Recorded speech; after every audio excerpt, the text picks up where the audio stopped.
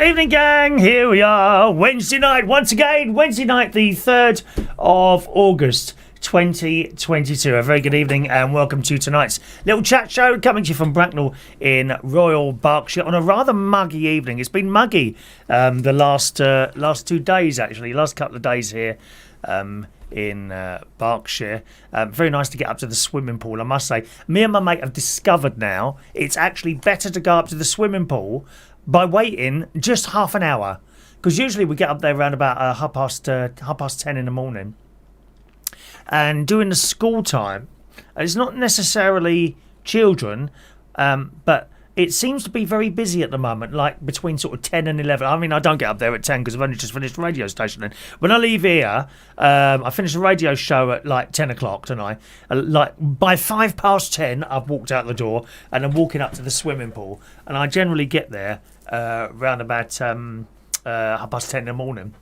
and it can be quite busy, you know. And simply by waiting half an hour, people seem to finish doing what they're doing, and we get there. For example, tonight, well, this morning, 11 o'clock, I got up there, and my mate's already in there. He's usually in there before I get in there. And there was a lady, and I appear, and there was someone on the other side. I got in the pool. Within about 4 lengths, the lady had got out. And then another length, and the bloke had got out in the other side. My mate had one side of the pool, and I had the other. Happy days. And of course, my mate got to 100 lengths. I don't do 100. And he got out. And then I had the pool completely to myself. Happy days. And that, happy days. Is it muggy where you are at all? What's it like, the weather where you are? It's a bit depressed. We haven't had much sunshine here at all. But the garden is looking fantastic. Really good. I'm very pleased with how the garden's looking at the moment. Anyway, there we are. If you'd like to join in today, do feel free to send us a text up there. 07451 287 337 is my text number, okay? 07451 287 337. Or indeed, you can send us a message in the chat box. I'll be in and out of that as we go through the show this evening, all right? If you want to send a little message there. Or you can use the email, chris@unitedkingdomtalk.co.uk, and I'll try and remember to look in the email, because I often forget to look in there. All right, I often forget to look in there. So what we got first tonight? Let's say hello to a couple of you taking the time and trouble to text in already. Thank you for your text. Lovely Diane. Good evening to you, Diane. All right, you missed me this morning. I missed you. I missed your little message coming through each and every morning. They have this little competition in the morning. I do a radio show every morning, just in case you didn't know, at reachonair.com. There's the... where's the... I've taken it off. Why have I done that? Oh, it's a silly old Billy. I've taken off my Reach On Air poster for some reason. There's Ross. Well, that's where I am. See, reachonair.com. Okay, that's not my show. For some reason, I've taken off my show off there. Oh, what a numwit. And I do that at 9 o'clock every morning. And there's a little competition goes on at 9 o'clock with some of the regular listeners. Jason, Diane, Fran, and people like that. We've got Chris in Farnborough. Batsy, Bob, and they have this competition every morning to see who can get the first message of. Diane, I think, has won 2 or 3 days in a row now, haven't you, Diane? She's sitting there quite pleased with herself this morning.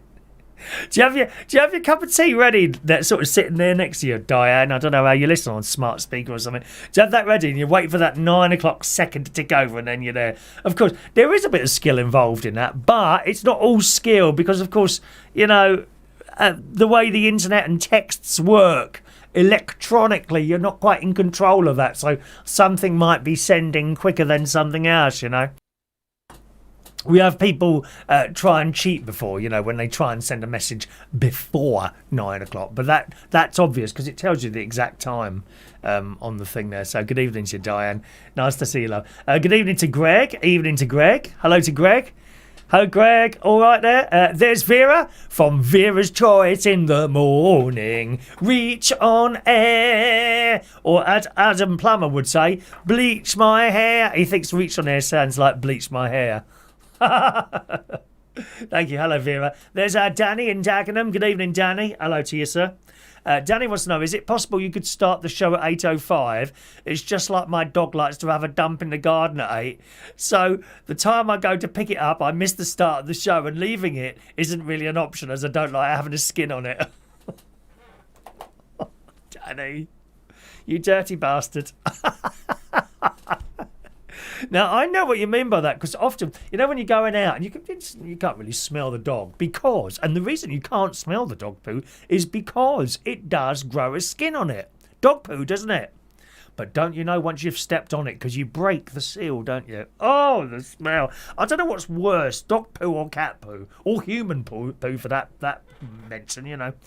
I don't know if you've ever gone by, you've been a little bit desperate before and stopped the car at a lay-by to go into a bush and only see all this toilet paper. Oh, how have we got that subject? Not so early on in the show, please, Danny. Can we start at 8:05? You see all the idiots on here. Oh, it's late tonight. Oh, you can just imagine it now. Seriously, there are people just watch this show to wait for something to go wrong and then mention it. They love it. You know, whether the collar's slightly out of place or the clock's crooked, which indeed it is at the moment, isn't it? I bet that's doing your head in, those of you with OCD, the crooked clock today, is it? Is that doing your head in? The crooked clock. Maybe I did it just to see who would be the first person to mention it. I should be having a look in a moment. All right, that's been like that long enough now. Thank you very much. There we are. Not crooked anymore. Thank you. I can't wait to see the first person. Oh, the clock crooked. They don't actually see any of the other content, just faults. They just see faults.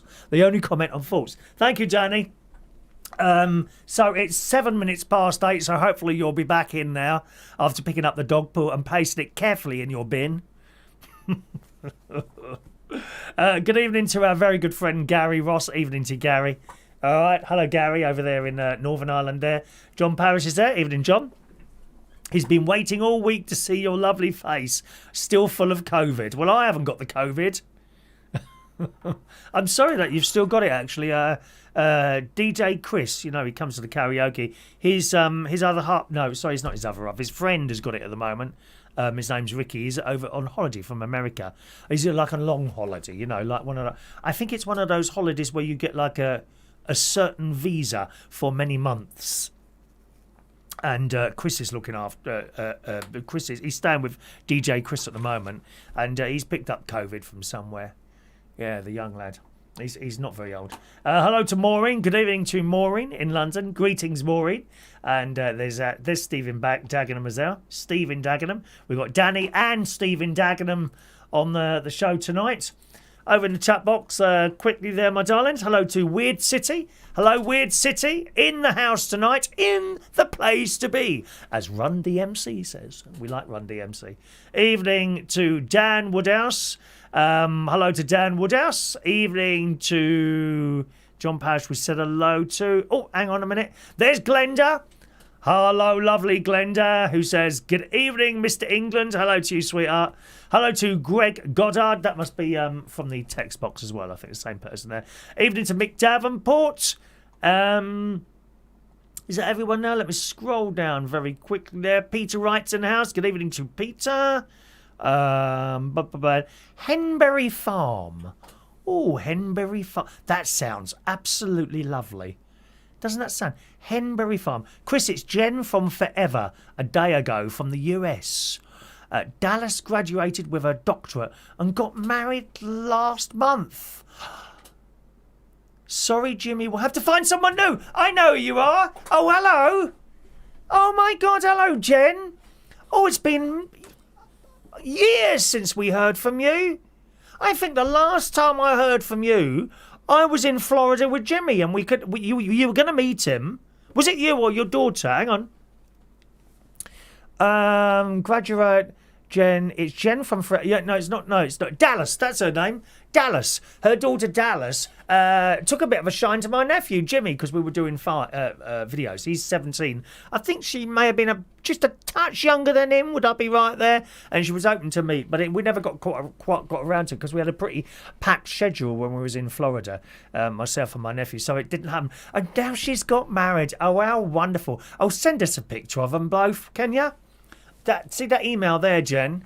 Send us a picture of your daughter. How wonderful. And please send her my best wishes. I know exactly who you are.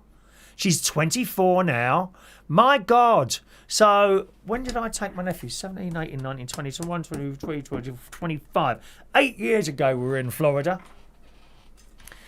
8 years ago. I can't believe it. So he would have been 17. He may have been 16 then, I guess. Is that right there?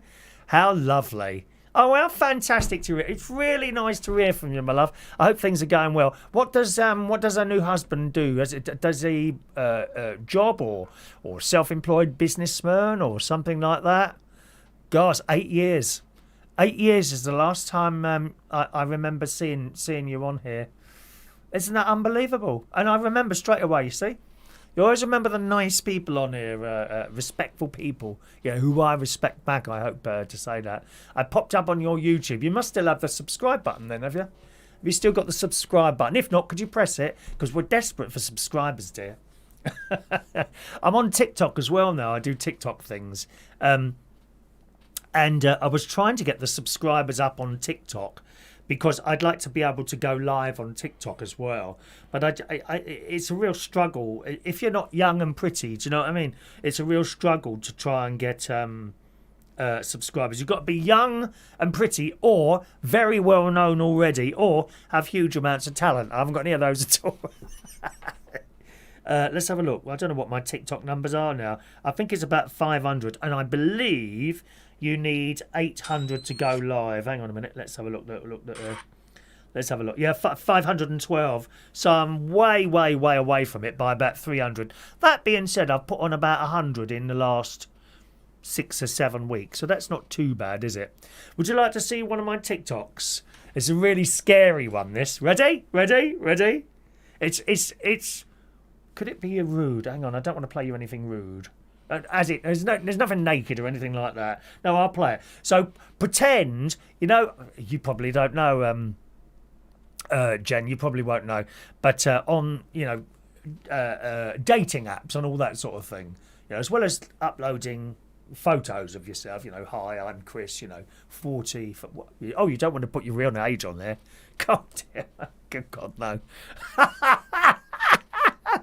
Anyway, so you can also upload videos, and I did this one on TikTok, but I'm a bit concerned about the music. Is there music on here? Hang on. Yes, there is. I better not. Anyway, so here we are, look. And you can put all these different filters on and things like that. And basically, I'm saying there, hi, my name's Chris. If you'd like to send a message, I can come round to your house and pick you up and that sort of thing. And it's great fun doing these TikToks. It really is. Have I got another one here? Hang on. What's this one here? It's got music on it as well. I have to be very careful playing music on here. I dealt with it months ago. Here's one of my political ones. Let's show you a political one. Here we are. She's asked the question. I dealt with it months ago. I've reiterated the rationale for the way in which I responded. The matter has been treated of, and I am leaving it there. She's asked the question. So you basically you kind of lip sync, or you might sing, or you do anything on TikTok, and it's like just 30 seconds or a minute long. And I was doing them about 3 years ago when we had the beginning of the pandemic. There's nothing to do, was there? Well, we were all so bored to tears. They came across TikTok, and I started doing them there. And then I kind of stopped doing them for a while, and I've just started doing them all again. But I'd love to get sort of 800. 800. I think it's 800. I think it's 800 subscribers. I believe it was 1,000, but I'm sure it's 800 now.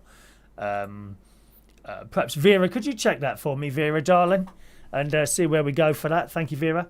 Vera says it. Oh, I know his other half. Yeah, well, it is his other half. Of course, they're going out with it. No one believes them. DJ Chris and that young thing. What's the age gap there? 20, 30, 40, 50, about 40 years. Please do me a... Oh, we're just friends. Please do me a favour. Good evening to...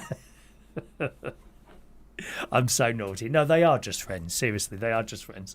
Hello to Sherry Parish. Good evening, Sherry. Beautiful wife of John Parish, who says, good evening, Chris, and your loyal viewers. Hope you're all well. I've been busy at work lately, so not able to watch your show. Nice to see you again. Yes, work first, Sherry. To be honest, I was always like that. I always put, and it's not necessarily the right thing to do. Not necessarily the right thing to do. I always put my work before everything else. And in hindsight, nothing I can do about it now, of course, because it's, here we are, nearly 60 years old. But it's not the right thing to do. You should give some time to relationships and doing other stuff other than work. You see, the trouble is I loved my work. I was in love with my work. I love the whole DJing thing and turning up and earning a bit of money, you know, by doing things. I've never been like a scrounger, you know, taking money from the government. I can abhor that. I absolutely abhor that. I would not claim any money from the government unless I absolutely had to, and I couldn't find any other way of doing it. You know, I would rather sell stuff than claim money from the government. I think it's below me to claim money from the government. Yeah, I like to work and earn a wage. It might be a high wage, as it was in the 90s. Oh, believe me, very high. Or a low wage, which is kind of now. You know, I'm below average, but that's okay. That's okay, because as long as I'm doing something and that sort of thing. Let's see if Jan has told us as what job he's doing. You still have that box she made you? Oh, it's somewhere. I know the one you mean. It's somewhere. Don't you worry about that. In Tennessee, Jan's running a hobby chicken farm. So that's your hobby, is it? Like running chickens and all that? I'd love chickens. I think they're hilarious. Chickens, and they become friends. I mean, if you walk into a chicken farm and they don't know you, they run a mile. But over time, chickens do become your friends and they will sit on your lap and be petted. I think they're hilarious, hens. They run about. They're funny things, aren't they? My very good friend Alton Andrews, he does radio stuff.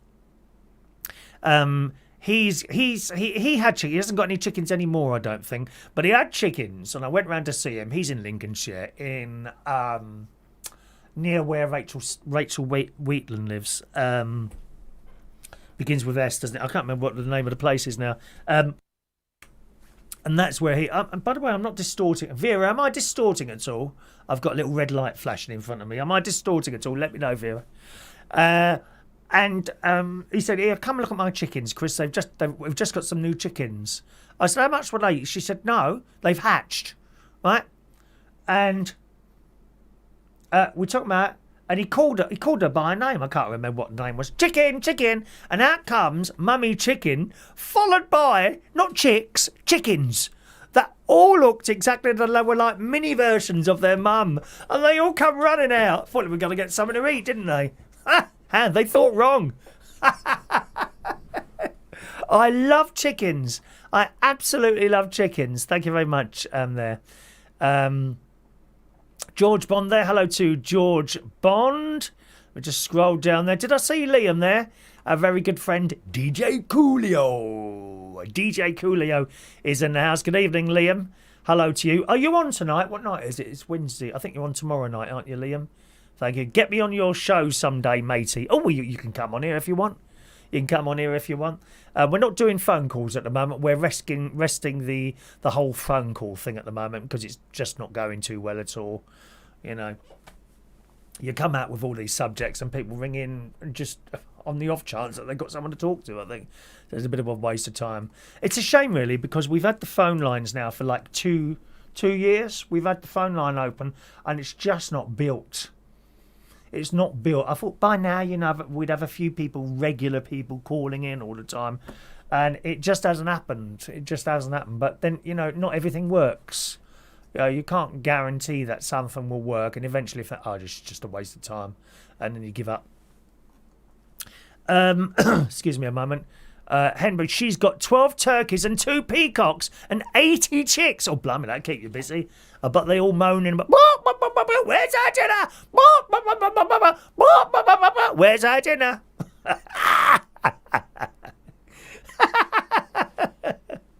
Oh, no, she has to slaughter the meat ones. Oh, no, I couldn't do that. I couldn't do that. If I had hens or chickens, Jan, I'd be... I'd have to look after them until they died of natural causes. I couldn't be doing anything like that, I'm afraid. Mick Davenport likes breaded chicken.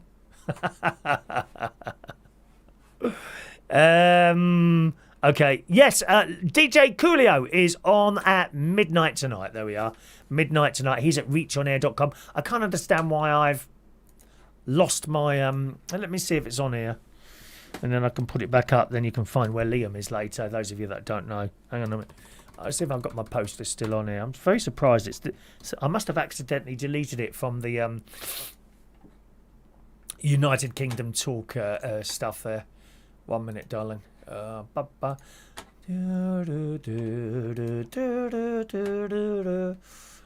see if that's on there. Oh, no, that's karaoke. Oh, there it is. There's the Reach on Air one. Is that it? Chris Reardon. So there we are. And we got the new one on there. That's handy.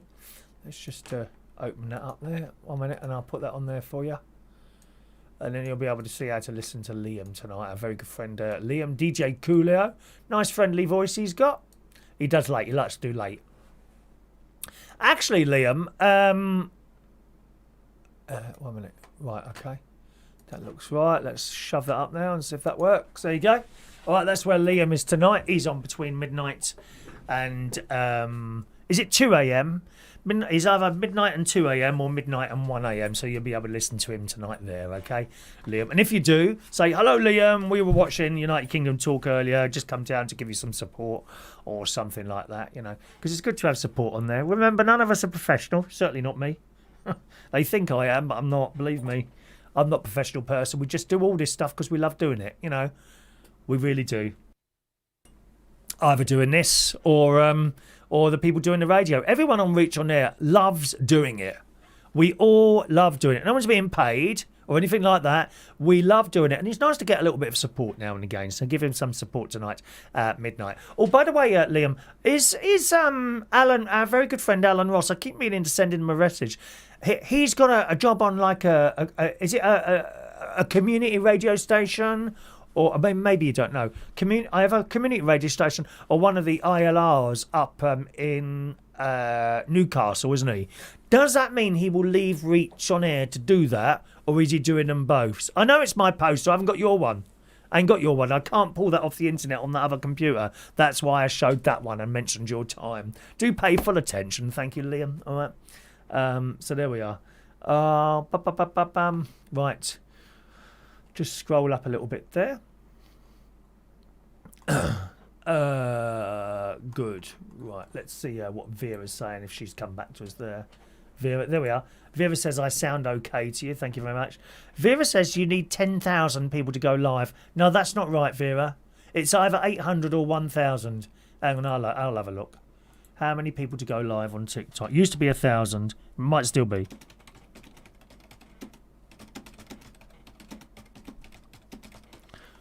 I like to look these things up. Right, well that still says 1,000 on there. I thought it was 800. Is that TikTok there? Must be at least 16. Go live without 1,000. How does that work? I can't see that. It says 1,000. Oh, well, I'm nowhere near it. You see.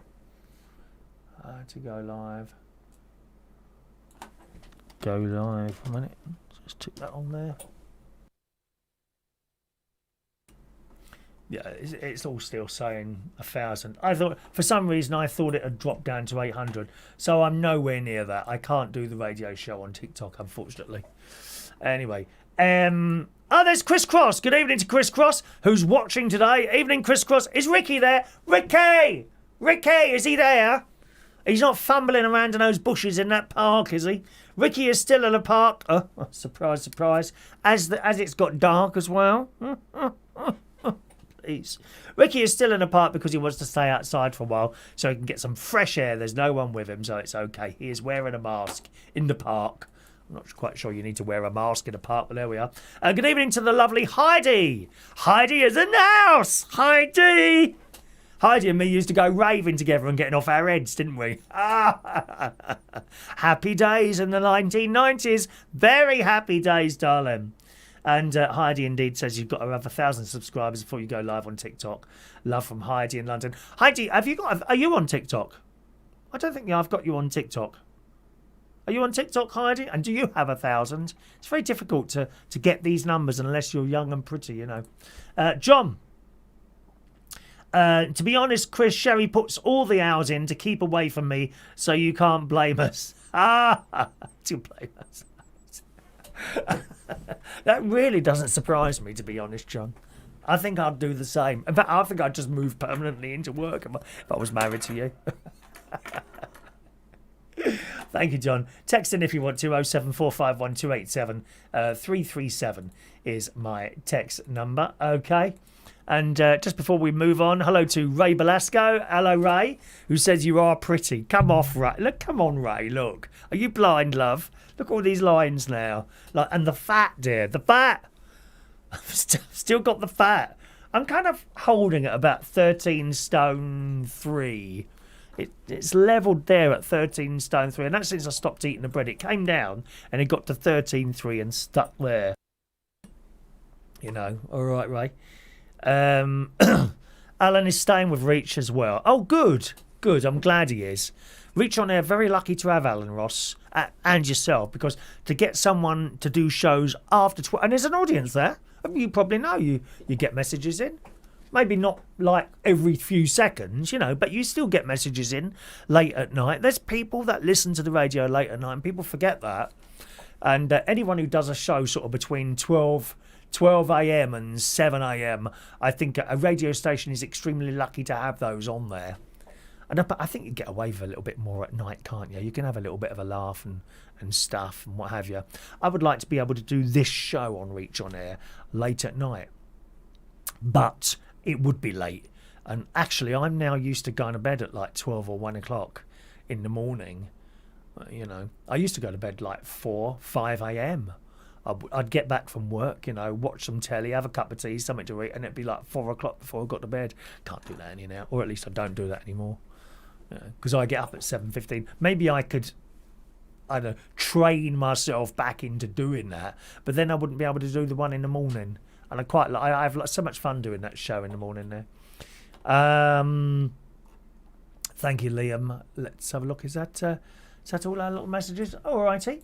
Paul in Ashford's there. Hello to Paul in Ashford. Sorry I'm late. Was mowing the lawn. Very good, sir. Nice and good. I haven't had to mow the lawn here. Not really. Because it's dead. It's bleeding dead. There's so much death going on in my garden. Even the beetles are like that. I've started hanging up little coconut. I should have brought one up to show you. Coconut halves, and I've got some sort of bird feed in it. I think something that white and all mashed up. You get them from Pets R Us or pets, some big pet shop. It's a chain of pet shops, and they're like 99 pence each, or you can buy 10 for £9.99, which is the same price anyway. So I bought 10 of them, and I hang them on the washing line when I've got no washing up there. These little round half circle things full of mashed up white stuff. I don't know what it is. And the tits love it. They absolutely love it. They're flying. And there's hundreds of them. There's hundreds of these tits flying across my garden, from the garden next door to the trees and shrubbery that's on the other side of my fence. And you're all waiting. And there'll be one there. Have I got a video? Yes, I think I might have. I might have a video here. One moment, please, while I refer to my notes I gave some moments ago. Have we done anything on the list yet? We haven't, have we? Don't matter, does it? Here we are. Is this it? Oh, now you can see here, there's a little bird I caught yesterday. Now, that's water there. Look. It's just a bowl of water I put there. It's having a bath. Look. I love it. I think that's a sparrow, that one. There he goes. Look, he loves it. Probably trying to cool off in the water there, I would imagine. I don't know if I got one eating the food, though. Let me show me garden pictures at the moment, okay? Here we go, garden pictures at the moment. It's nice, isn't it? Look, got all this yellow going on there. They're hibiscus, the pink things. Okay, that's standing. Sunflower there. Sunflower, where's me hibiscus? There's hibiscus. Beautiful, all opening now. Some little white ones. I think there's one there as well. There we go. Hibiscus flowers. Pretty, isn't it?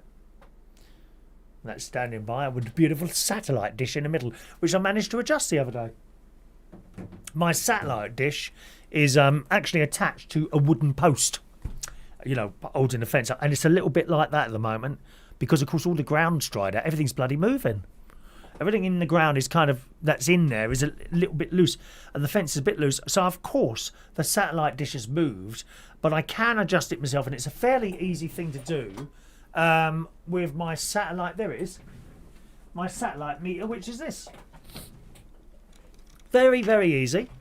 Now, obviously, it's set up in roughly the right place, you know, or almost in the correct place. Over time, it can move. Now, I don't know if you know, but a satellite dish only has to move a little bit, and it can muck up your signals.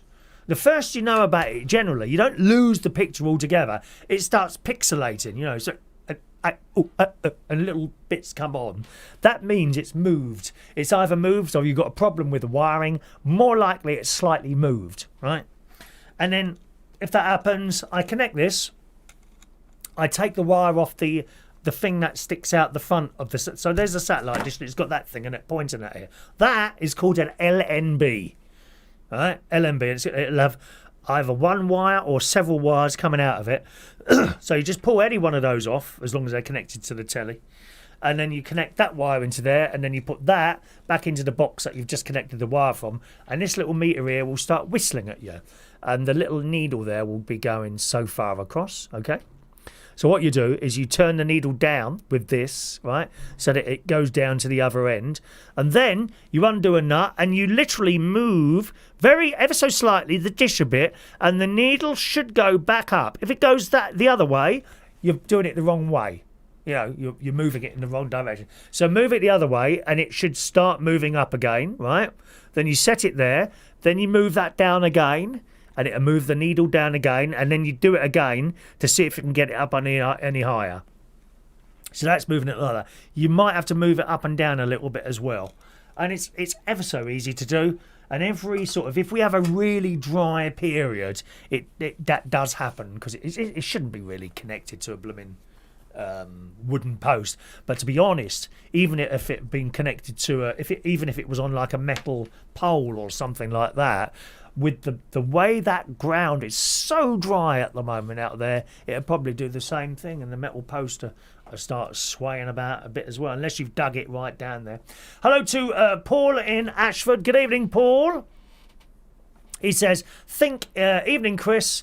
Think, if you were holding a pole 22,000 kilometres long and you moved it a millimetre, imagine how much it moves the other end. That's how easy it is to lose the alignment of the dish. Thank you. And as I say, Paul, it's so easy with that little meter. They're about 15 quid on Amazon, on Amazon, right? And it's as easy as that.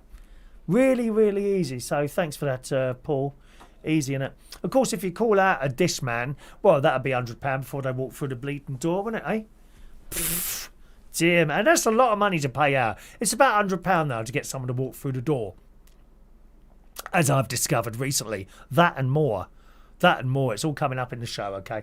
Heidi says she does have over 1,000 subscribers. Well done, darling. But I'm normally live streaming on POF. POF. What's that? POF. Well, I don't know what that is. POF. You'll have to tell me what that is, Heidi, because I don't know what POF is there, love, all right? Tell me what that is, sweetheart, okay? Matt Martins is there in Canada, and he sends me a little tip. Thank you, Matt Martins. Let's give you the tip jingle. $2 from Matt Martins. Thank you, Matt. I hope your family's well there. Love all from Winnipeg in Canada. God bless you all. Funnily enough, Matt, my mate was talking the other day. He wants to do the train around the mountains. Now, what's that called? There's a train that goes around the mountains in Canada, isn't there? Hang on, let me have a look. What did I say? Train mountains, Canada. I know there's a word for it. Is it the Rocky Mountaineer Train? There we are, the Rockies. Canadian Rockies Train. There we are. Look at that. How much is that then? Canadian train holidays. One moment, please. That's in Canada, is it? Oh, here we are. Oh, gosh. Starting at £2,139 per person. But that's 18 nights. No, that's 9 days. 8 nights, 9 days. Wow. That's a 2-day Rocky Mountaineer journey, 8 nights accommodation, transfer from the airport. So you've got your... Oh, hang on. Return international flights included. Special offer available. Oh, hang on. Special offer. They've got all different ones. Oh, wow. So that's the Canadian Rockies. Journey through the Clouds Explorer holiday. Rockies and Alaska cruise. Ooh. There's some lovely things here. First passenger, Alaska cruise, Majestic Rockies. That's £3,256 per person. And you'd need 2 people, right? Because if you just go on your own, that kind of doubles. It says special offer available. Let's click on the 3,000. Let's click on the... No, we don't want to do the cruise. The train one. When's that now? Rockies and Alaska cruise. Oh, hang on. That says 2-day Rocky Mountaineer journey as well. And then first passage route between Banter and Vancouver. 7-night Alaska cruise to Skagway. 4 nights in Ban Lake Louie. So how long is that? That's 17 nights. Oh, that's a long time to go away, isn't it? I'm a bit funny going on. I don't really like to go for more than a week at a time, really. Let's do the cheap one. 2-day Rocky Mountaineer, 8 days accommodation, blah, blah, blah, blah. Right, special offer available. So what's the headline price? 2,100 and something. £2,139 per person. Oh, it's the same if you click on special offer. Book by 31st of August. Free gold leaf row upgrade. So what's that then? Upgrades. Gold leaf. Well, I don't know what that means. Save up to £300 per couple. Well, I won't be a couple. Sounds absolutely fantastic. There we are. Matthew's there. He says, via Rao Rocky Mountaineer. A lovely experience. Save some cash, though. Oh, is it dear? Is it even dear once you get on it? I suppose it is, really. Yeah, it would be, wouldn't it? Sounds absolutely fantastic. Is it Plenty of Fish? What, you go live on Plenty of Fish? Really? Heidi says, oh my God, Chris, you have an account on PO Feed. Do I? I might have. But I think I when's the last... Can you see when I went on it last? That'd be 8 years ago. I ain't really been on that. I found with a lot of those dating websites, it seems to be full of quite fake people. You know, because you look at them and it might be someone very pretty, sort of around about the age of, 25, and they're messaging, and they look just that little bit too perfect. You know what I mean? And you think, nah, you're not a real person. They've taken that photo from somewhere else and they're trying to scam me, so they all get blocked. In fact, my block list is extremely long on most things.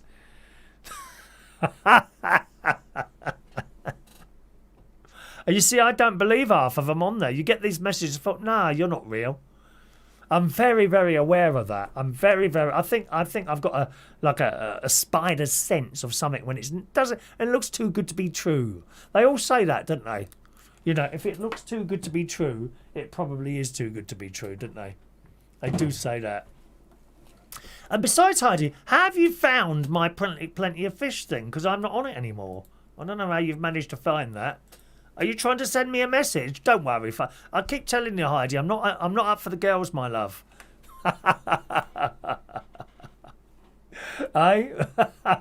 She says open the phone line. No, I don't think so. No, we're not opening any phone lines anymore, Heidi. Not for a while, darling. It's just pointless. People can be very boring on the phone. It just doesn't work. LBC have got that many calls they can afford to just keep cutting people off all the time when they get bored, and believe me, there's plenty on there as well. Just doesn't work for some reason. Matt, Ray Balesko, when you finish at Central, what time do you get home? 11:15, 12:15, about 12:30, Ray. It's not long. I usually get home about 12:30 on a Friday or a Saturday night. Okay, and I don't rush home. And there's Dallas. There's Jan's daughter. It's Dallas. Jan. Jen's daughter used to be betrothed to Jimmy. Correct. He's married now. Sorry, I lied to you. Jimmy's got a girlfriend now, and they live with my sister in their house, and they have a baby as well called Frank, who must be coming up to a year old, I think, soon, I would imagine. Can't remember when Frank's birthday is. But, yeah, they have a little baby boy called Frank. It's all happening, isn't it, Dallas? Oh, how lovely to see you there, my love. Ah, I'm hoping that your mum's going to send us, perhaps, or you can, a picture of you and your husband. I'd love to have a look at that, if you don't mind, on that email address there, okay, my love? If you've got a picture there to send us so we can see outside. Peter Wright says it's still muggy where he is, 22 degrees outside. Thank you, George. Pets at Home is the place, isn't it? Pets at Home. George says, I'm fat, but I'm still pretty. Yes, you are. Yes, you are, darling. You are fat, but pretty, and that's okay. Nothing wrong with that, my love. Matt, yeah, nice to see you. Thank you, Dallas. It really is. I mean that. I'll send you some pictures when we get them. Should be about a month. Yes, please do. Maybe a wedding pictures or something like that. Or just you, the two of you there. You must have a. Do you ever go in like one of those photo booths just for a bit of fun and take pictures of yourselves and all that? Yeah. Thank you very much. Alrighty. Noah. Hello to Noah. Good evening, Noah. Hello, Noah. Long time no see in Alderney Edge. Noah says, sorry, Chris, I forgot you did this on Wendy's. My memory's so bad. I could plan my own surprise party. Nice to have you along, Noah. Blimey, you haven't been there since June, have you? Dear me. Dear me. He was here in June. Hello to you, sir. And Fran joins us as well. Good evening to a very good friend, Fran Green. All right. Okay, doke. What's your ice cream favourite? What is your ice cream favourite? Have you got a favourite ice cream flavour? I'm pretty boring. I think we've done this before, actually. Ice cream favourites. I'm pretty boring. I'm really sorry. Vanilla. Boring, innit? Vanilla. Actually, there's a place me and my mate went to a couple of weeks ago now. And they do puddings. Oh, what's it called now? And it's near Waitrose. And they were a bit dear, really. Hang on, let me see.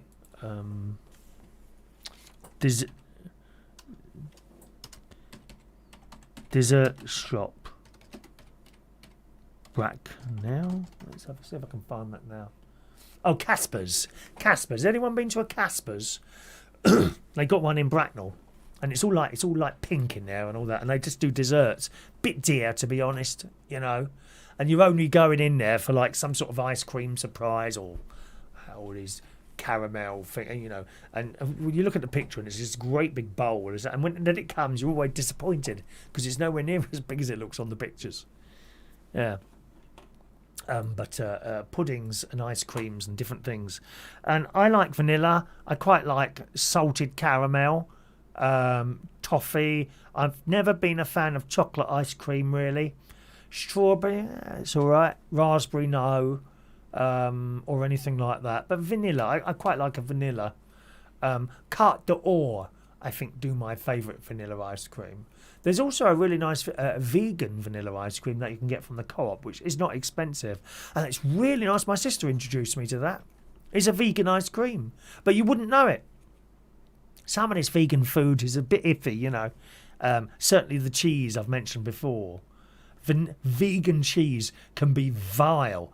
Absolutely vile. There is one I like, Violite. I'm not a vegan, but I try and be as vegan as I can. I am vegetarian, of course. And I can't remember the name of the vegan ice cream in the Co-op that they sell in the Co-op, but that's quite nice. But what's your ice cream favourite? And I ask you really because the Mail Online was reporting this last week. When I was growing up, ice cream flavours comprised an uncompromising trio. You could either have, and I certainly remember this, vanilla, chocolate, or strawberry. That's basically all you could get. You might be able to get a raspberry ripple, but even really, but the ice cream wasn't really raspberry. The ice cream was vanilla, and they had this like raspberry juice stuff going through it. Raspberry ripple, and that's really all you could get. I don't remember having caramel or coffee or anything like that. I think coffee came along pretty quickly after that. It says in the Daily Mail, if you were lucky, you got all three blocks in all three, that's vanilla, chocolate and ice cream, in Neapolitan. Do you remember that? Now, funnily enough, Aldi do a Neapolitan choc ice And very nice it is too. So you've got these little choc ices like that, and you've got the chocolate and the vanilla and the strawberry all in one there. And that's quite nice. I bought a box of those the other day, and they're dirt cheap. It's about £1.20 for 8. Don't be going down the BP petrol station and spending over £2. I kid you not, over £2 on one of those Magnums. You must be mad. Mad. You get a whole box, 8 choc ices, and I think they're about £1.20. And they're nice. I have 2. I know. Don't start going on about diabetes, please, dear. I have 2 of those. Oh, they're delicious. Aldi, £1.20, 8 in a bag. Or you can get just the vanilla ones as well. They do a vanilla one. And one half of it's wafers, and the other half is dipped in chocolate. It's nice. Nice. And it says here, if you were lucky, you got all 3 blocks in the Walls Neapolitan. Cornettos were a generation away. Just the one cornetto, give it to me. Delicious ice cream from Italy. La-da. You go to Italy and ask for a cornetto, they don't know what the hell you're going on about. It's only here. Shall we carry on, my dears? If you want a tip, there's a PayPal as well there, all right? If you let me just put that up there in case I need to read out something. She says cornettos were a generational away, but how we celebrated cornettos' arrival but how we celebrated the arrival of Fab, F-A-B, in 1967. Do you remember that one? That was dipped in chocolate and hundreds of thousands. Yes. Very nice indeed. She goes on to say it was my weekly cheat until I ditched it for a new favourite, the strawberry mivvy. An innovation of icy white gunk coated with a sweet red glue. Oh, it sounds absolutely delicious, doesn't it? She goes on to say, however, flavour-wise, we were all still in vanilla territory, and with this month's extreme hot weather, I'd be yawning with the boredom after a day or two of those 50-year-old offerings had I have not paid a visit to an extraordinary London ice cream parlour. Right, so wait for this. So what is your favourite ice cream? Tell me what your favourite ice cream... Perhaps you've tried something unusual before, eh? Have you tried something unusual before? This bleeding chair enough make a noise now, don't it? I must get some WD-40 for that. Actually, I need to take some WD-40 to church because there's a door, right, where you come up these stairs and there's the choir, that side. I'm that side playing the organ, and you walk through and there's a door there which goes to the toilet. And my God, does it creak. I keep meaning to take some blooming WD-40 in. Give it a quick spray. Yes, so let us know, what is your favourite ice cream? And have you tried any unusual ice cream flavours? It says, opened up as a pop-up by the playfully inventive handbag designer Anya Hindmarch. I can only describe the flavours on sale at the Ice Cream Project as familiarly I can't say that word. Familiarly unfamiliar. Familiar, unfamiliar. Each has been made with food brands that sit in every larder across the land, and these are ice creams. It says, yes, prepare yourself for Heinz tomato ketchup ice cream. Oh no. Now I'm a big fan of ketchup. Generally, if I'm out, chips, anything like that, I do use a lot of tomato ketchup chips, omelette, little corn nuggets, similar to chicken nuggets, but no dead animals. Things like that. I do add a lot of tomato sauce. I don't put it on roast dinners. There are some people that absolutely smother their roast dinner in tomato sauce.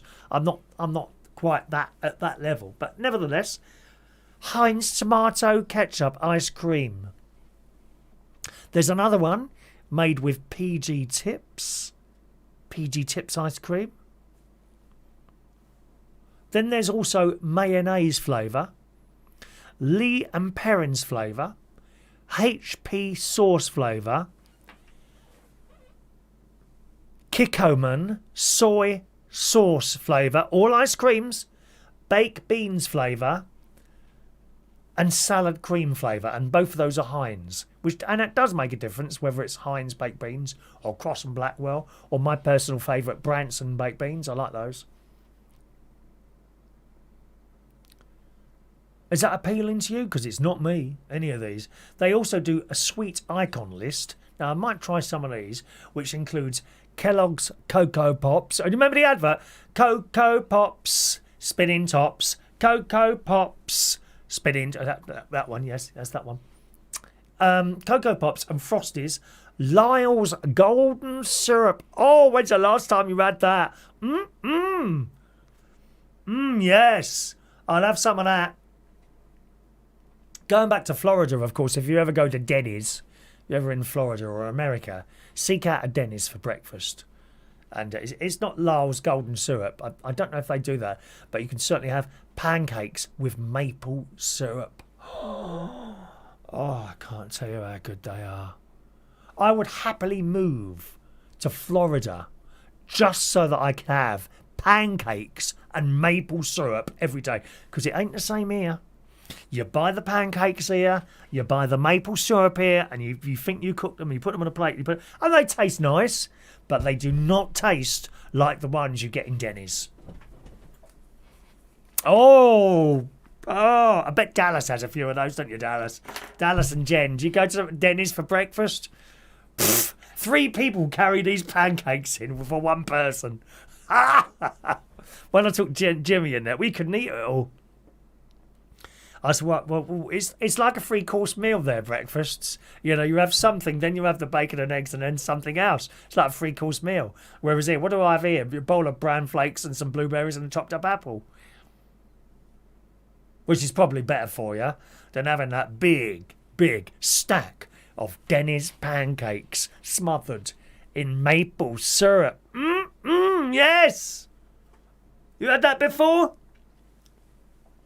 Anyway, some more ice creams. The sweet icon list includes Kellogg's Cocoa Pops and Frosties. They're great. Frosties.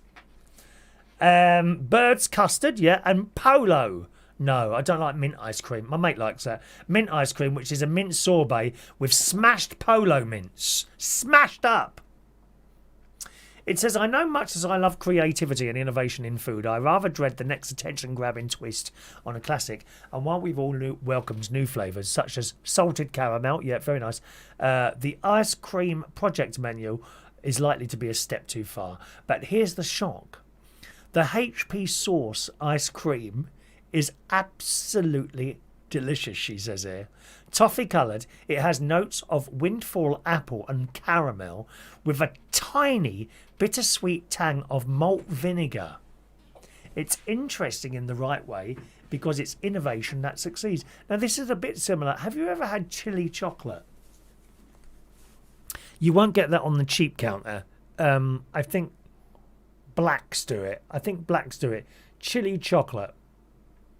And you eat this chocolate, and well, you can't really taste the chili. And then the chili comes a little bit later on. You bite it. Oh, I can't really taste the chili. And you swallow it. Oh, there it is. And it's a bit like that. It's actually quite nice.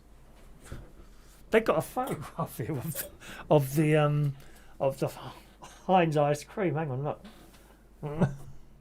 No, it can't be for real. Look, is this for real? And the PG Tips ice cream. Oh, I like tea. You know, I'm a big fan of cups of tea and that. It says Heinmeisch loves a twist. That's a girl who runs it. Is it a girl or a boy? It doesn't matter. Loves a twist on the familiar, making everyday things into an extraordinary way. Her concept is much like thinking behind Andy Warhol's Campbell's Soup Can series in 1962. The pop artist also saw the beauty in modern culture and put 2 fingers up to the snobs who said otherwise. Following the surprise delectability of the HB sauce ice cream, I confidently tried the rest. Lee and Perrin's Worcestershire sauce flavour had a tomato sorbet base and sang like Bloody Mary. You know, like that drink that you have. Kikoma Command soy sauce has a slightly meaty overtone, but was delightfully Moorish. Heinz tomato ketchup was fruity and tart. Polo mint especially refreshing. Well, of course, you've had mint ice cream before. As I say, it's not for me. Yeah, have you ever tried mint shower gel? Oh, it's weird. It makes things tingle. That's all I'm saying. You put this stuff on and bits and pieces start tingling. It's very, very strange. Again, you won't find that on the cheap counter, I'm afraid. Of the 14 flavours of the Kellogg's cereal types were particularly good. I would expect those. The children in the shop loved them. And Bird's custard, ridiculously rich. Now, I wouldn't mind trying some of that. Of the 14 flavours, I only disliked 2. Heinz baked beans and mayonnaise. The baked bean ice cream had actual whole baked beans dispersed in it. One of your 5 a day. Biting on those nearly dislodged one of my crowns. Meanwhile, the mayonnaise was simply too offbeat, rich and sour at the same time. She developed this whole thing with a Devon ice cream manufacturer, Granny Gothard's. So there we are. So where is it? When she visited last week, there was a queue of more than 50 young people sweltering in the heat outside. 2 enthusiastic staff scooping mixtures of flavours into pots, costing about £3.50, which... You see, I'd be peeved at paying that, you see. I'm a bit tight. Yeah, when I know I can go into Aldi and get a whole tub of ice cream, a huge tub for something like £1.20, or even less, I think below £1 actually. They do around about £1.20. I can't remember how much they are in Aldi. When I know that I can get that great big thing in there, and then I go to Bleaton Cinema and they want £5 for a little, but you see, I won't pay it. I won't pay it. Same with pizzas, everything else. I know what they are at the supermarket. If I can buy a pizza at the supermarket for £3.50, or even you can get pizzas at Aldi, I kid you not, for less than £1, and they are bleeding lovely. They are delicious, those pizzas. Right? Then why would I go and order one off Domino's for 25 quid? Won't do it. And that's it. So where is this place? Does it say where it is? Yeah, the Ice Cream Project. It's called the Ice Cream Project, and it is... One moment, please. It's in London, the Ice Cream Project. Let's get the address. I'd like to go there. The Ice Cream Project, London. One moment, please. There it is. Come on, where is it then? Oh, it is. Oh, it is. Oh, it is. Ice Cream Project. Come on. Closed. Opens at 10 o'clock tomorrow morning. Just in case you're thinking of going down there. It scored 5. There's only 4 people reviewed it, and they've all given it 5 out of 5. I suppose it's out of 5, is it? Is it out of 5? And it's on... Blimey, Chesham Place. Where's that then? So that's near... This way... It's near... Where is it near that you'd know? Belgrave Square. Near Brompton, not too far from Brompton Road. It's a bit of a walk from there. Nearest tube station looks like Sloane Square to me. Knightsbridge. Oh, it's not far from Knightsbridge. There you go. So if you're on holiday in Knightsbridge, all the tourists go to Knightsbridge. In Harrods and all that. Harvey Nichols. There's Harvey Nichols. It's not far from Harvey Nichols. And you go down a road there. I think I know Cadogan Lane. And it's on there. Very close to Belgrave Square. So you could get your ice cream from Ice Cream Project and then just have a short walk to Belgrave Square Garden, sit there and stuff your face with that ice cream. I like the sound of that, didn't you? Steve in Dagenham, his favourite flavour there is mint choc chip. Mint choc chip. That's my mate's favourite. He likes the mint choc chip. I'm not keen on the mint one. Although I like eating mints, as you well know. Now, strangely enough, these mints haven't really gone down since I stopped taking phone calls. Look at that, eh? More mints for me. Do you mind if I eat a mint and talk at the same time? Is that rude? Do you know, there's nothing worse than hearing someone call into a radio show stuffing their faces at the same time. I've heard that on LBC. It's awful. Do you not care how people want to listen to you? Doesn't it bother you? Ross Patzelt does that on his show. He eats sausage rolls while he's doing the show. I was listening to him last night, funnily enough, and I don't know if he knows whether or not he leaves the mic open while he opens cans of lager and starts stuffing his face with crisps. He said, my very good friend Ross Patzelt, he's on Reach on Air on Tuesday nights. I've known him for years. He's a lovely bloke, he is. Very, very entertaining radio show. Really a nice bloke. There he is. He's on Tuesday nights. Reach on Air 9 o'clock, all right? And he eats while he's doing his show. Nice bloke. Anyway, Steve likes the old mint choc chip. Noah in Alderney, did you see the England football? I have no interest in football whatsoever, Noah. None. And how all the news are absolutely obsessed with it, weren't they? No interest at all. Women, men, no. I mean, the disadvantage of watching women's football is that there's no decent legs to look at while they're running around the pitch. Let's see some men's legs, please.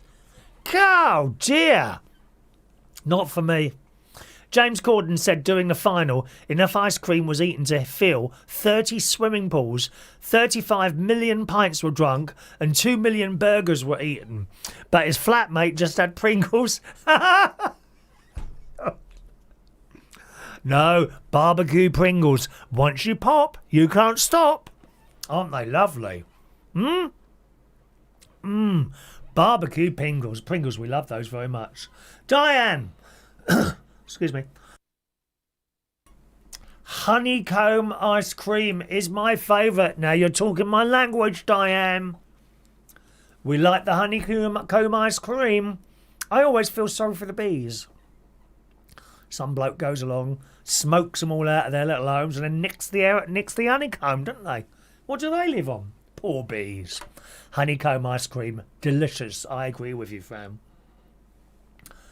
Diane. Fran Green, we are eating Neapolitan ice cream block with fruit salad as we speak. You see, not only has Fran got the pleasure of eating something that's bad for her, i.e. the ice cream, but also, to make it up, she had the fruit salad as well. Well done, Fran. Well done, Fran.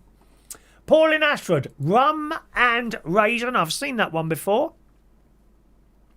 Paul. Thank you. John Parrish, mango ice cream. Yes, I've tried that. Very tasty. Very tasty, John. Mango ice cream. Very nice indeed. Peanut ice cream and chili. Ooh, no. I'm not a fan of peanuts. I said nuts. Peanuts. Do listen. Not nis. Nuts. Not nis. Nuts. Peanuts, Golden Wonder, they're jungle fresh. Peanuts,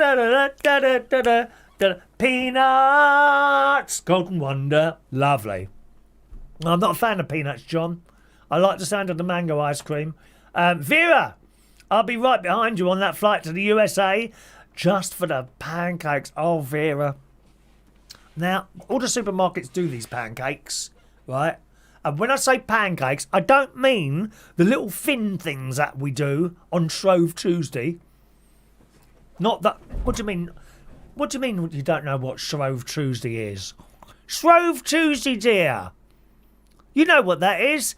When they have the pancakes as well. No, not Pancake Day, dear. Shrove Tuesday it's called.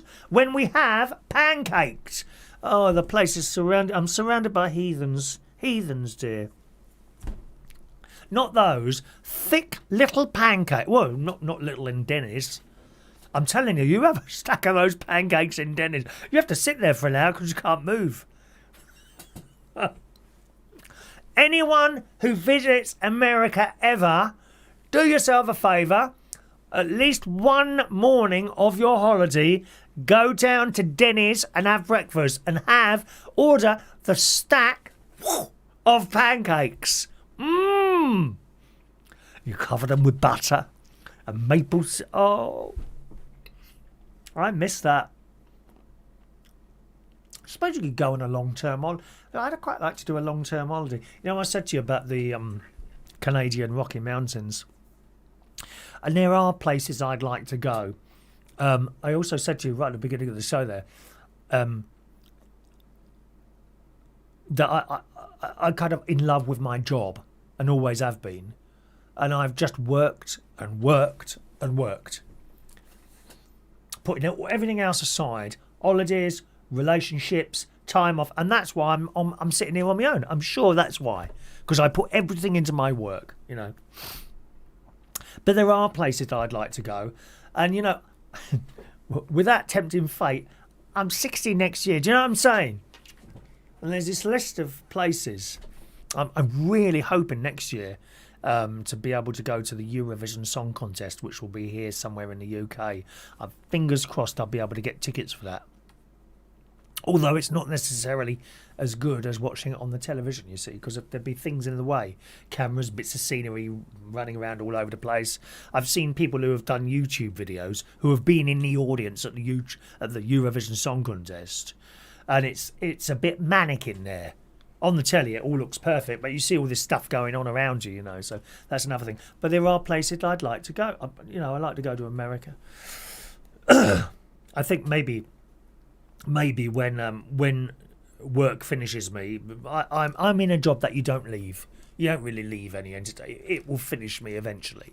You know, thank you very much, Chris, for your work. We'd like to try something else now. That's what happens. That's what happens in here. It's the same whether you work in a little local pub or you're on the television. It's all the same thing. Eventually, they want to do something else.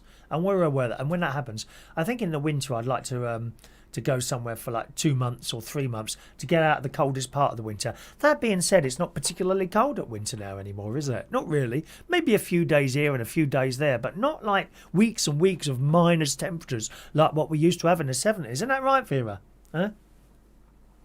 Gary Ross, you'll save a lot of mints now. Danny won't be ringing in while he's eating. Does he ring? Does he? Oh, he does actually, doesn't he? He's another one. Yeah, well, all right, Chris. I'm just having my dinner while I'm ringing you up. But I haven't eaten my mints now. I just had one then. Did it put you off while I was eating that mint? Was it a bit noisy, you know, sucking the life out of that poor little tablet in my mouth? Who's a 90s person? Who was raving in the 90s? That remind you of anything? They are mints. Honestly, they are. Oh, God, I'm really off my head. No, they are mints. Stop that, Fran. Noah, since I last saw you, my girlfriend dumped me, saying I was childish. I was furious, but I took a deep breath, calmed down, went to her house, rang the doorbell, and rang off.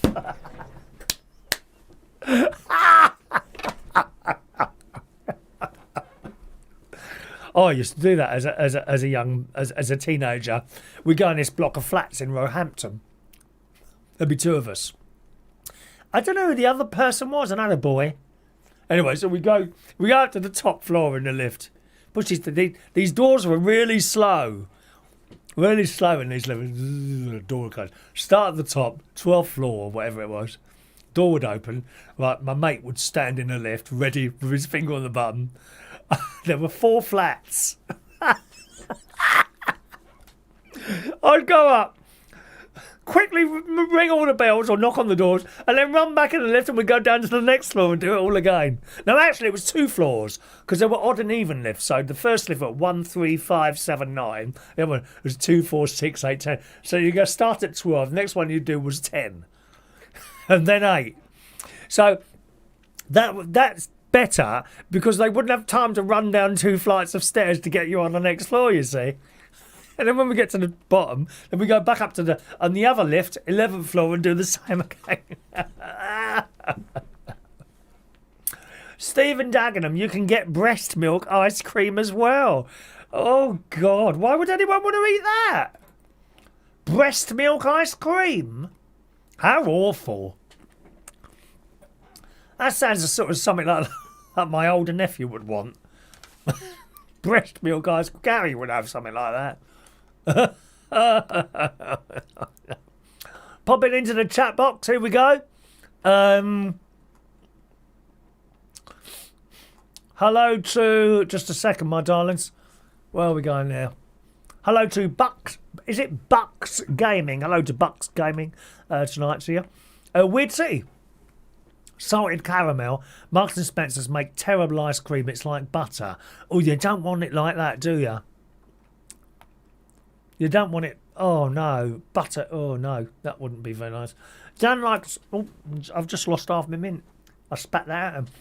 Dan likes lemon ice cream served in a pot. DJ Cooler, toffee cheesecake is nice. That does sound nice. That does sound nice, Liam. Thank you.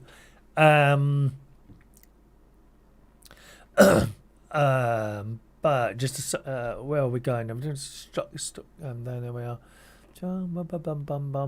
Hello to, is it D Brown? Hello to D Brown. Welcome along to the show, D. I think it's the first time with us tonight, isn't it, D? Anyone who's new for the first time, hello. Welcome along. We do this every Wednesday night at 8 o'clock. Just a little bit of fun, really. Nothing too serious. By the way, next week, I should be going up to the luxury Waterside Media Centre in Lincolnshire.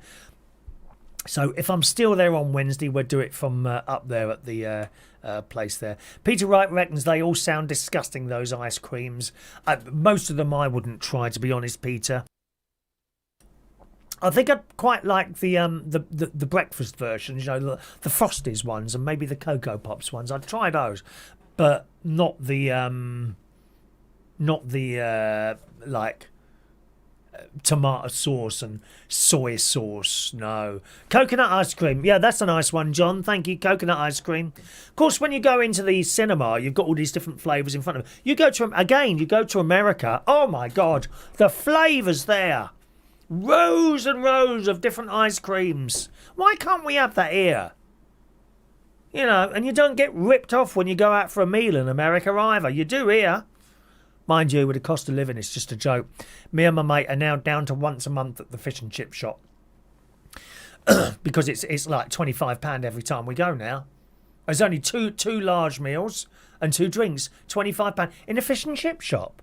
Now, I know they've got their costs. I know that it's costing them more to get stuff in. But there's a point to where you're prepared to pay. And to be honest, 2 people out for fish and chips and a couple of drinks, no more than £20 maximum. Maximum.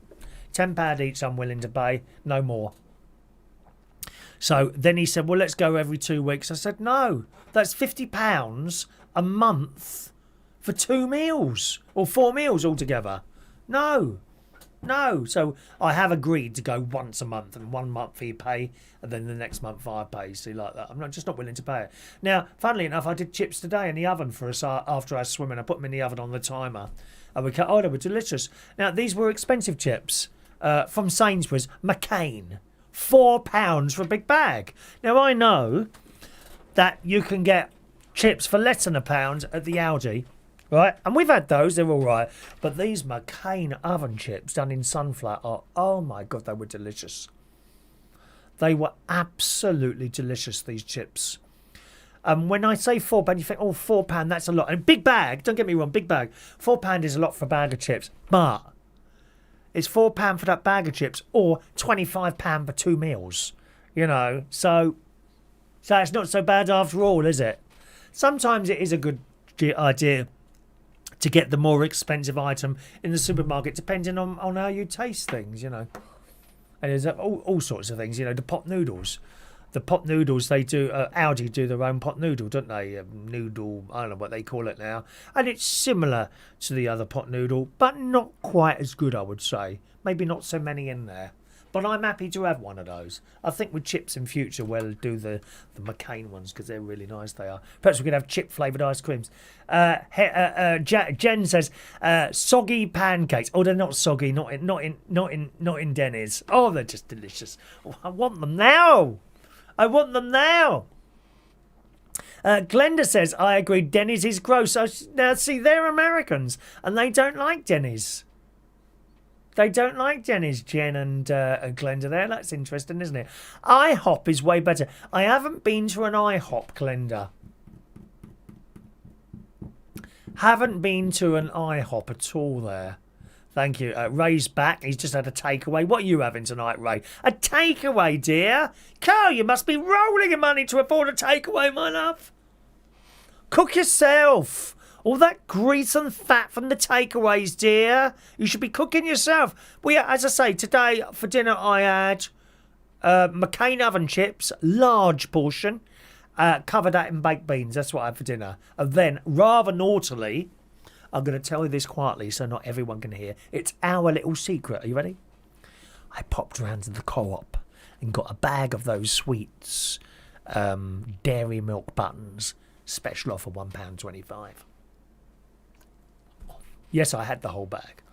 No, not the one for sharing. And that's funny, you know those sharing bags of crisps and sweets and that?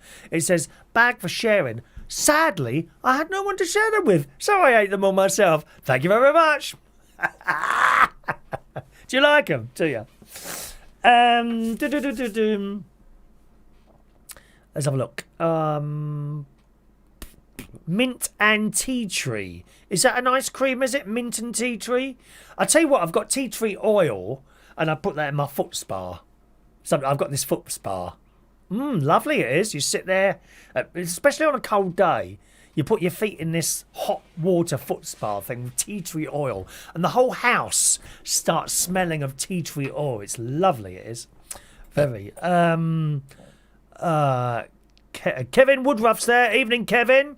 Hello to you. My favourite ice cream is chocolate, okay? Unfortunately, Tesco's don't do it no more. Marks and Spencer's used to do a lovely chocolate ice cream. Now they've stopped doing it as well. The only reason I think people stop doing something is because they're not selling enough. A good example I can give you. Do you remember the Sensations Walker's mature cheddar and chutney onion crisps? Oh, they were so strong. And they stopped doing them. I loved those. Can't get them anymore. Stopped making them. Shame, innit? We like stuff. Where are we going? Thank you, Liam. Breast milk ice cream. Jen's not liking that. No, me neither, Jen. How do they do that? Do they take the milk out first, or do they freeze the breasts and just cut them off and chop them up into small pieces? Not my sort of thing. Gary, when he was a child, he used to play The Wind Is. We used to play Ping the Wind Is, throw stones at windows, wait on homeowner to come out shouting. Then we would jump over all the hedges of their neighbours. Loved getting chased by the cops. Yeah, that would be the sort of thing you do. Hello to Nick's Real. Good evening, Nick. Welcome to our strange little show. It's very expensive to eat out here in Oregon, USA now, plus tips. Inflation has gone crazy. Now, let me tell you about tips in the USA. Thank you very much, Nick, because not a lot of people do that. A lot of people here in Britain, a lot of people don't tip. It's not really our culture to tip too much. I am a very good tipper. If you've given me good service, I'll give you a good tip. If I've gone out for an afternoon tea in like a posh hotel or something like that, expect a £20 tip from me. But I'm a very good tipper. Similar, any restaurant I'm at, I'll give you a tenner, 15, maybe 20 quid sometimes if you've really looked after us so far. Now, but it is really up to you. In America, you are expected to tip everyone. That is their culture. And if you don't, it is very, very frowned upon. Also, a lot of the waiters and waitresses who work in American restaurants, they are taxed on expected tips. So if you don't tip them, they are still taxed on their wages because they're all on very low wages in the USA, the waiters and people like that, but they live on their tips. So if you ever go to the States, anywhere, whether that's Denny's or anywhere else, tip them. Tip them because that's how they live. Don't be so bleeding tight. Tip them. And that's it. Thank you, Nick. Ray says, I thought you were vegan. No, I'm vegetarian, Ray. Vegetarian kind of going towards vegan. All right. Nick went to Thailand in April and it's very, very cheap there. Yeah, I've never been to Thailand. That is a place I'd like to visit. I don't think I'd be too keen on Bangkok. Too many people running around doing stuff. But the sort of areas where it's like quite quiet, you know, and you've got your own little swimming pool and seaside and countryside is probably where I'd like to go in Thailand. Do they have any dangerous animals there you have to watch out for? It depends where you are in the world. Like Australia's the worst. I've been there five to bloody spiders and snakes and those. What are those Cassandra birds or something like that?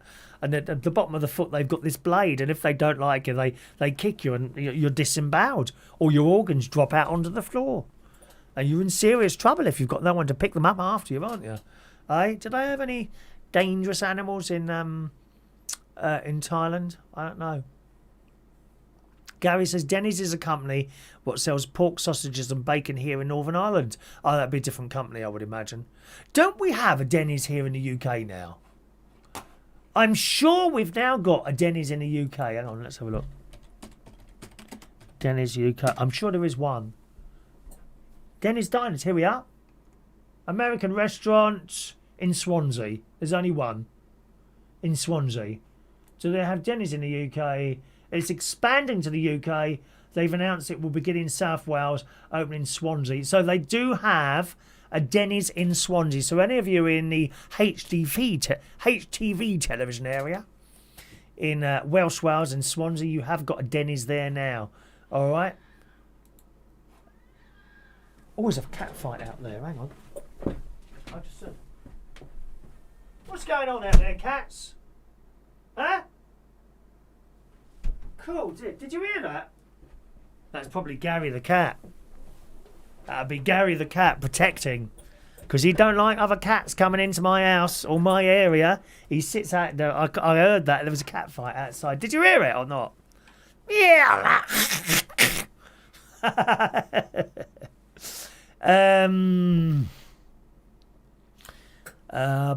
Michael Lawrence is there. Good evening to Michael Lawrence. Welcome to you. He's got his new password. New password for what? Oh, could you not log into YouTube? Did you lose your password? You need a password book. You need a little book. I've got a book which is hidden in this house somewhere. I have a password book and all my passwords are written in it. Don't be doing it on your phone. Don't be doing it on your phone. Listen, no one has ever... Oh, hang on. Hang on. We've got a... The camera might have picked up the cats fighting. Hang on. If it has, I'll show you. Let's have a look. Oh, there's one on the roof there. Is that a cat? There's Gary the cat walking across my shed roof. Oh, hang on. There we go. Where is he going? There we go. Gary the cat walking across my shed roof. Go on, Gary. Oh, I'll play it. Oh, you can't see. There he goes.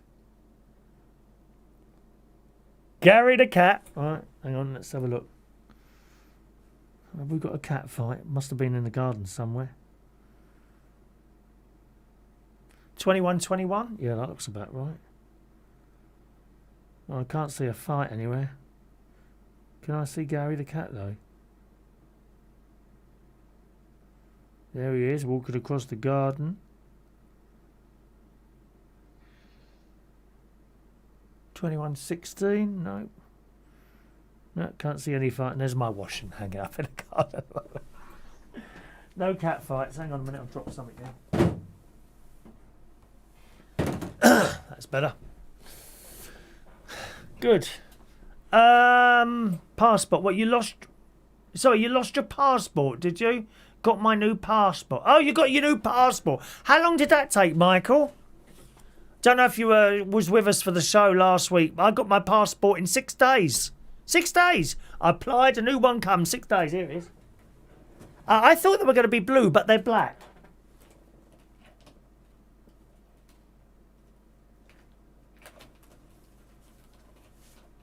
Chris Reardon's new passport. Thank you very much.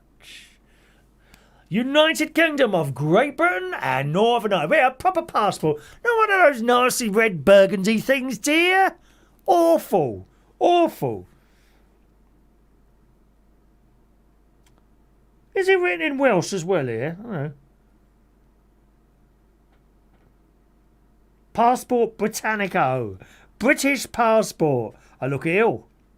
Terrible photo. Really awful photo. It's one of the worst photos I've ever had taken of myself, that is. And that's worth a 10 for 10 years, isn't it, eh? That'd get me to Paris for the Euro Disney.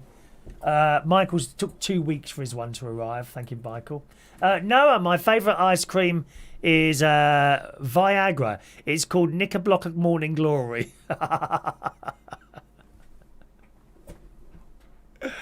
Your joining in on this program is very good, no, I have to say your comments. Paul and Ashford is air frying 2 breaded cod chunks my dinner with horseradish sauce. Yes, my sister and her husband did a recent video of air fryer. They were sent one to review. She loves it, the air fryer. She did bread rolls in it the other day. You can find that on the Butler's Empire channel, YouTube, Butler's Empire. Okay? Vera heard, she heard the cat, a whole bag of sweets. Adrian Richardson's there. Hello, Adrian. I live with a dangerous animal called my pussycat, Pandora the cat. Good evening, Adrian. Is she a dangerous animal, Pandora? Does she attack you? And Alan Ross is there. Hello, Alan. Hello to you. Is remembered to tune in tonight. Yes, we were talking about you earlier, Alan, and our very good friend Liam informs me that you're not actually leaving Reach on air to do the other radio show. But will you be dropping some of your nights to do the other show, or are you going to keep both going? I'll tell you what, Alan, at least you won't have to do that at home, will you? Presumably you'll be going to a studio somewhere to do that, and at least you won't have the missus telling you not to do so many, will you? Oh, she's not watching, is she? She's not watching, is she? I'll be able to do it, won't you? Eh? Thank you. All right, we'll move on. Maureen says, are you still able to get little soya milk? So if you want to stock up, as they've discontinued it in my store, they can't get hold of it. Well, I go to Aldi for mine, Maureen. Plenty of soya milk in my fridge. And when I see it, I tend to buy 12. Because that you're quite right, they do seem to run out of soya milk for some unexplained reason, don't they? I've noticed that. They definitely run out of soya milk now and again. All right, let's move on a little bit, gang. How long do you hold on to single socks for? Just very quickly, as a matter of interest. You know when you've done the washing and you have a tumble dryer, I haven't got a tumble dryer, you either hang it out or something like that. Oh, hang on, I just got a message then.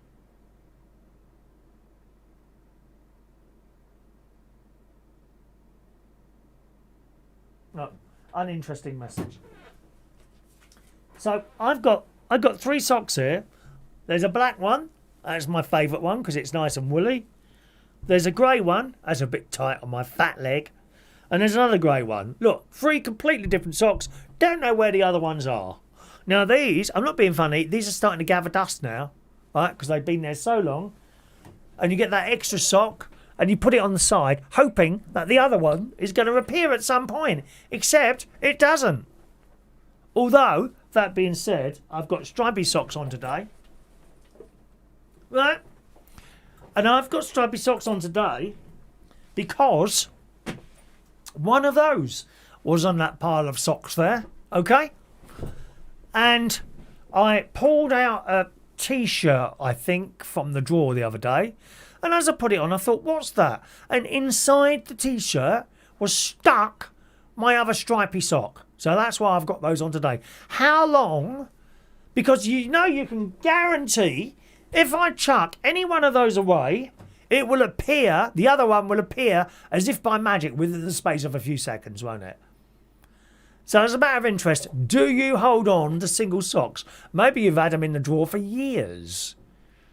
Have you got single socks in the drawer for years and years and years, have you? Eh?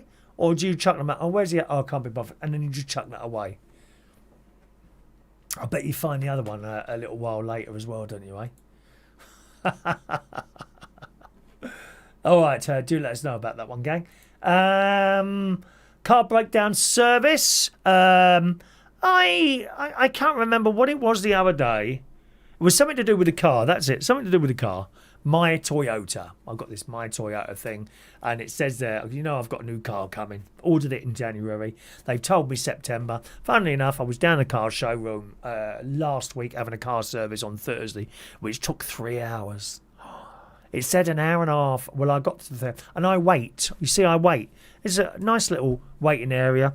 The staff at Toyota in Bracknell were really nice, and they come and talk to you and all that business. It's quite nice. They make you cups of tea, bring you biscuits and chocolates and things like that. But 3 hours, I was climbing the walls because it had gone past my bedtime. I'm usually go to bed about 3 o'clock for a couple of hours, and it's like 4:30 now. I thought, oh God, for faith. And I'm like, oh God. I was so uncomfortable in that chair. Anyway, so they done it. And while I was there, I asked about my car. He said, I said that it's still stuck on processing. He said, let's have a look. He got me a list. He said, no, you should still get it by either mid or late September. That's when it's planned to come. So not too much longer to wait now. And for some reason, the other day, I thought I'd just check on my Muay Thai. So I went on then, and it says car breakdown. Oh yeah, I got car breakdown. Then I remembered they haven't been taking out the monthly payment, £7 a month, right, for car breakdown. And that the Toyota breakdown, I believe, is the AA. They get like a special rate. Now, before the dickheads on here, I don't need car breakdown. I can fix it all myself. Yeah, I'm sure you can. What, always? Always? Can you tow your car back home if you can't fix it? I bet you've got wives and bleeding husbands waiting for hours while you fix your phone. I pick up the phone. Man from the AA comes down. He either fixes it, usually fixes it there and then, or all that. That being said, this is my second RAV4 now, and neither of them have broken down in. The first one was nearly 3 years. This one is just over 3 years old, where on 48,000 miles, it's not broken down. I had one flat tyre. That's the only time I called out the AA. One flat tyre. Right? Why didn't you do it yourself? Because I can't be bothered. I have no interest in cars or DIY or anything like that, or to get in and drive the damn thing. I have no interest talking about the size of the nuts that goes onto the tyre, or how the engine works, or the little sparking things that happen inside. I have no interest at all. I want to get in the car, turn the key on, and turn my radio on and drive at a slow speed, taking it nice and easy. Right? So I've got the AA insurance. I do not understand people who don't want to pay £7 or whatever it is a month. It's not even the price of 2 drinks. And then they break down at 2 o'clock in the morning. Oh, hello, what do I do now? What do I do now? Because even if you've got a husband that fixes cars, I don't think he's going to be very happy coming out at 2 o'clock in the morning trying to fix it in the pitch black by the side of a country lane, or worse.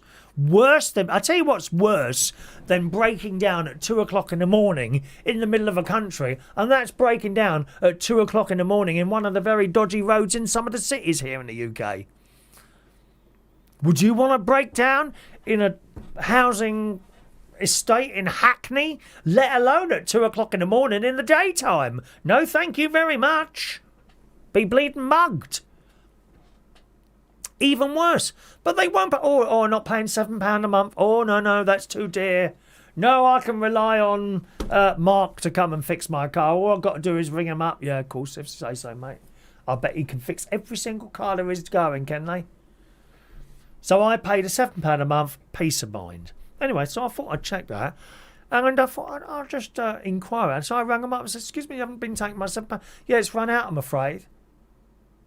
And I'm like, oh, shouldn't I have received? You should have received a letter. Did you receive a letter? No. Now, I had this with the car tax, didn't I? Do you remember the car tax? Back in March. My car tax run out. No one told me. And remember, you don't have that thing on the screen anymore. It's all electric, isn't it? It's all electric. This little cameras all over the place telling you. 2 weeks. And for some reason, I don't know, it was... Oh, that's right. Because I had to extend the lease on my car because my new one wouldn't be ready for months, right? It came up, you'll require an MOT. So I'm applying for the MOT. What? You need your tax. So I'm looking up the tax. It's run out 2 weeks ago. No one told me. I was lucky not to be nicked. Or maybe they give you a bit of grace period after that. I thought, oh my God, because I panic at things like that. Oh my God, I'm going to be nicked, for not having car tax. The fact that you've been paying it, you know, for, I don't know, 25 years, always paid it on time, yeah, and all that, that would be neither here nor there. You broke a tiny rule. Oh, let's fine him. We need the money. We need the money. It'd be like you're driving along in London. You'd accidentally go an inch into the bus lane between the hours of 7 and 10 a.m. Bang! £80, please. Thank you very much. We need the money. Shocking state of affairs how this world works now, isn't it? Anyway, so it had run out. I said, well, when's it run out? She said, yesterday. I said, oh, so I was covered then. But I just happened to make that. Same with the car tax. I just happened to be doing something else. And the passport. Remember the passport last week? I didn't know it had run out. I needed the passport to apply for something online. Then I looked and it had run out in March. Again, no one told me it had run out. You can't be expected to keep going through your files every couple of weeks and seeing what's run out and what hasn't, can you? You know, you could, of course, put it on your diary or something like that, or mobile phone for a thing, you know, if you remember to do that sort of thing. And so I renewed it there and then, and she said a few months ago they stopped the monthly thing. So now you have to pay it in advance annually, and it's like £74 for the year or something like that, which is well worth it. Well worth it. For peace of mind, if I break down anywhere in the country, £74, someone will come to it. And that might not always be instant. You might have to wait a while. I know that. The last time, for that puncture, I don't know if you remember this, it's about a year ago, I had a puncture on my car, and I called out the AA, and I kid you not, they were with me in 2 minutes. 2 minutes, if that. He just happened to be he was in the right place. Me and him were in the right place at the right time. And I got this phone call, like, put down the phone on the lady, and the phone rang almost instantly. Hello, mate. He said, are you down so-and-so road? And I said, yeah. He said, right, I'm just pulling into there now. I said, you must be joking, mate. I was at work, down at the Central Station bar. So I've redone my AA breakdown, and it's worth every blooming penny. Alan Ross, I'll be in the proper studio, but I'll actually be doing 5 nights per week on Nova. That's the radio station is on. So I'll have to drop most of my nights at Reach on Air. Oh, that's a great loss to Reach on Air. But I understand it, Alan. I understand. That is a great loss. I'll still be doing my show on Saturday morning, 80s chart show, plus ad hoc shows during the week. Regarding single socks, I hate them. They go straight in the bin. My mate bought me posh socks for my birthday. Do you want to see a pair? One moment, please. I shall go and get a pair of socks. Oh, it's hot out here without the air conditioner.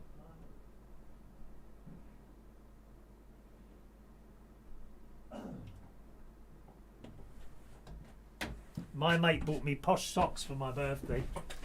I wouldn't even dream of buying posh socks. There we are. Ralph Lauren socks. Thank you very much. How much are these worth? I might sell them anyway. I could probably sell 1 pair of those and get 10 pairs from Primark, wouldn't I? Alan, that is a great loss to Reach on Air, losing you. It really is. But I do get it. I do get it. Actually, I might keep an eye on that 12 o'clock slot. I might do a late night chat show on Reach on Air. That would be quite a nice thing to do. And I think if that was the case, I would definitely open a phone line for the Reach on Air type thing there. Yeah. Thank you, Alan. Good luck at Nova Radio. Is it? Is that Newcastle? Let me have a look at it. No. Nova Radio Newcastle. There it is. Nova Radio Northeast 102.5 FM. The beat of the community. What's on there at the moment at night then? I bet there's nothing on there at night at the moment, is there? Monday 10 to 12. Oh, it's Monday. Hang on. So what's tonight? Wednesday. Hang on. Jeff Dorset. Hang on a minute. I know that face. Jeff Dorset. I've seen him before. I've absolutely seen him before.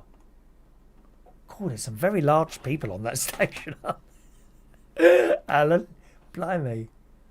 Andrew looks nice. Andrew Rakowski.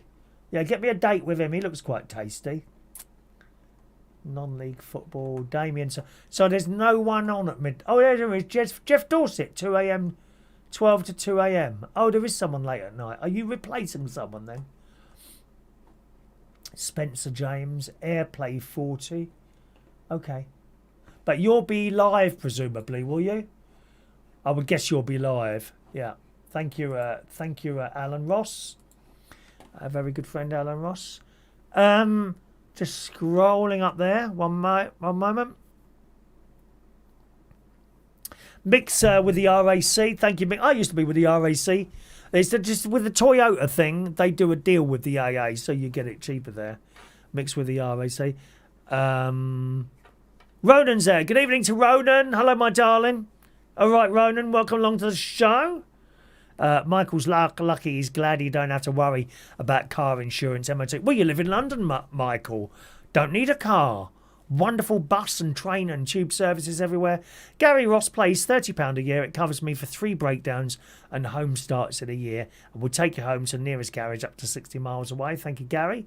£30 a year, that's good. Is that the Green... Is it Green Cross or something like that? Green Cross Rescue? I don't know. Ronan say companies which do let you know they auto-renew for 10 times the price. Yeah, see, I hate that, Ronan. I hate that auto-renew thing. I always untick that box. They don't always have that untick that box, though, do they? Auto-renew services. You should never, ever accept the car insurance renewal. That being said, I've been with the same company now for 3 years, right? And when they've said it's time to renew I've done my comparison, and they so far have been the cheapest. I can't remember who I'm with now, actually. Mick Davenport, £14 a month. See, I still think, Mick, £14 a month for peace of mind, I still think is well worth it. I'll be happy to pay. I'll probably pay. Oh, don't tell them this. Don't tell the AA this. I'd probably be very happy to pay £25 a month for car breakdown cover.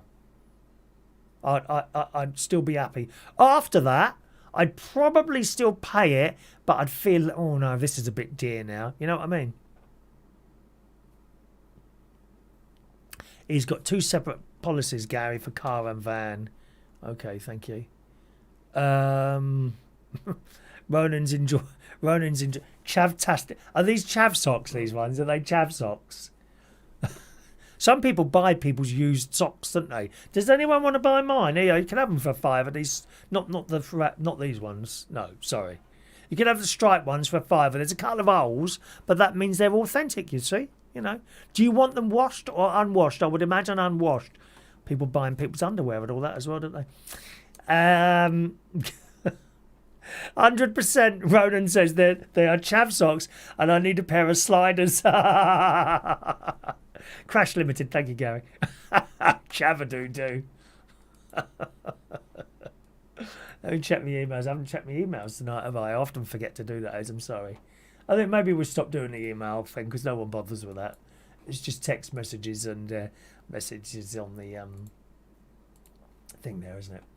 Okay, the leak. Let me tell you about the leak. Oh, talking of being ripped off, I have been ripped off this weekend. Now, I'm afraid I'm not going to tell you how much it was because I'm embarrassed. I'm embarrassed. As you know, I've had a water leak for some time now. Underground. Very quickly, the story, South East Water told me I was using a lot of water. Therefore, I've got a water leak. Please fix it. So, a bloke come round. I made some phone calls. The first one come round. That would have been, took him a week to come round, and he was only surveying, right? So he said, thank you very much. He said, I think I know where it is. I'll send you a quote. And the next, 24 hours later, the quote hadn't arrived, so I made a phone call. They said they'd ring me back. No one rang me back. And I thought, oh, Christ. And this was on the Thursday. So there's a week later, there's a big puddle outside my front door now because it just keeps coming, and it's bubbling. You can see the water's coming up all the time. It's like having a tap on permanently. Terrible waste. But fortunately, the water company has already told me I won't be charged for the extra water. Thank God for that, because that could be run into hundreds, thousands maybe. So I'm sitting down waiting for my car. I thought, let's have another look. Still haven't sent me an email. No one's called me back. Right. So then I went on the internet and I discovered this company, Aspect. Aspect. Aspect Plumbing. Let's give them a try. So I rung them up. It says the price there, £85 an hour. Okay, fine. Rung them up. And, okay, sir, I can get someone there for tomorrow morning to fix that. Oh, right. Will it be fixed or will it be a survey? No, we said someone to fix it. Oh, happy days, I thought. £85 an hour, couple of hours, maybe 3 or 4 hours. If you can't find it, that'd be fine. Fine. Thank you very much. Appointment booked, 8:30. Right. So Friday morning, 8:20, knock at the door. Open the door. Gorgeous lad there, I've got to say. He's about 30 years old, mixed race, very good looking. Hello, mate, come to fix your water. Okay, thank you very much. Right. So I said, I think it's there. He said, yeah, it does look like it's there, but it's not always the case, mate. I didn't realise it was an underground problem. Okay, I'll get to work and see where we get to. So he said, do you know how deep it is? I said, well, there was a repair done there before. It's possible that that's gone wrong. Okay. So I come back up. He said, shut up the stairs because I was doing my radio show. Shut up the stairs if you need it. I'm upstairs doing a little radio thing on the internet. Okay, thank you very much. So he's digging away. I got the camera going as well so I can see what he's doing. And he's got down the sofa and I popped downstairs. I said, how are you doing? He said, are you sure it's down here? He said, I haven't got to the pipe yet. How deep is it? I said, I don't think it's more than 2 shovels, 1, 2 like that. So, 1.5 meters maybe, something like that. Okay. So I said, all right. He said, well, I've got so far. I'll carry on. So he's carried on. So he's now got to the pipe. I've gone back downstairs. He said, well, I've got to the pipe, but the leak's not here. It's running down the pipe. He said, where's the meter? I said, it's right on the other side there. He said, He said, it could be anywhere between here and that meter. He said, it's entirely up to you. He said, I can carry on or get a second bloke out and it'll be a lot quicker. It'll probably be cheaper in the long run. Okay. So I thought about it. I said, does that mean instead of £85 an hour, it's £160 an hour? He said, yes, it doubles it. Yeah, okay, do that. So about half hour later, another bloke, in fact, 2 other blokes arrive. Someone else and someone with the other bloke. He might have been like a trainee or something. So they start digging. And now they've dug in the front garden. Now they're up to the tarmacked path. So out comes that circular thing to cut the hole. And one of those Kango drill things. Oh, the noise. Anyway, they got halfway across the path. 4 hours has now passed. Right? He said, I'm really sorry. He said, we've still not got to this yet. He said, look, this is entirely up to you. He says, the cost is starting to mount up now. He said, I can give you a firm quote. And he said, if you pay that, that will be it. You won't pay any more than that. And it doesn't matter where the leak is. If we're here till the early evening and go all the way across the meter and it's there, he said, you won't get charged any more than this cost. And I'm like, well, what's the firm quote? He said, I'll have to ring the office and check. So right. He said, right, I've got the firm quote. And he told me, no, I'm not going to tell you what it is. Right? Don't ask. Don't say, please tell us. I'm not going to tell you. This quote, I said, oh, you must be joking, mate. And I said, look, I can't afford that. I mean, I could, but you've got to play them at their own game, right? It was very high, thousands, right? Very high. I said, I can't afford that. I said, look, I'm living in the next council house. I'm not rich, mate. He said, let me go back to the office, see what they can do. And he came back to me, and there was a good chunk came off that price, but it was still expensive. And I thought, he said, look, it's up to you, whatever you want to do. He said, we can carry on if you want us to. And I'm like, so that quote, I said, this is going to be no more than that quote. Is that right? He said, yes. And I accepted it. And okay, so then I had to pay half of it as a deposit. Also, the time that they would have already been there has been wiped. So I don't get charged the hourly rate, yeah? You're just paying that single quote. So all that time they've been, that 4 hours they've all been there, £160 an hour, that's all wiped off now, and it's within that quote. But the quote was still high. And they carried on. Well, I kid you not, in 25 minutes they found the leak. And it was under the tarmac. They only had to go a little bit further, but that's the luck of the draw. And they fixed it. And they were there at my house between 20 past 8 and 4 p.m. Okay, so job done. There's a little bit of, that where they cut the tarmac, they've put tarmac back on it, and there's like, different colour, like black, but new sort of thing. So it's done now. And he says, it's all wet at the front. He said, that will dry out fairly quickly. And that's it. And off they went. Thank you very much, boys. And I looked after these lads. The same as I do with all lads and girls. Well, I don't really get any girls here. Anyone who comes and does a job in this house is looked after. You get tea. You get offered breakfast, toast usually.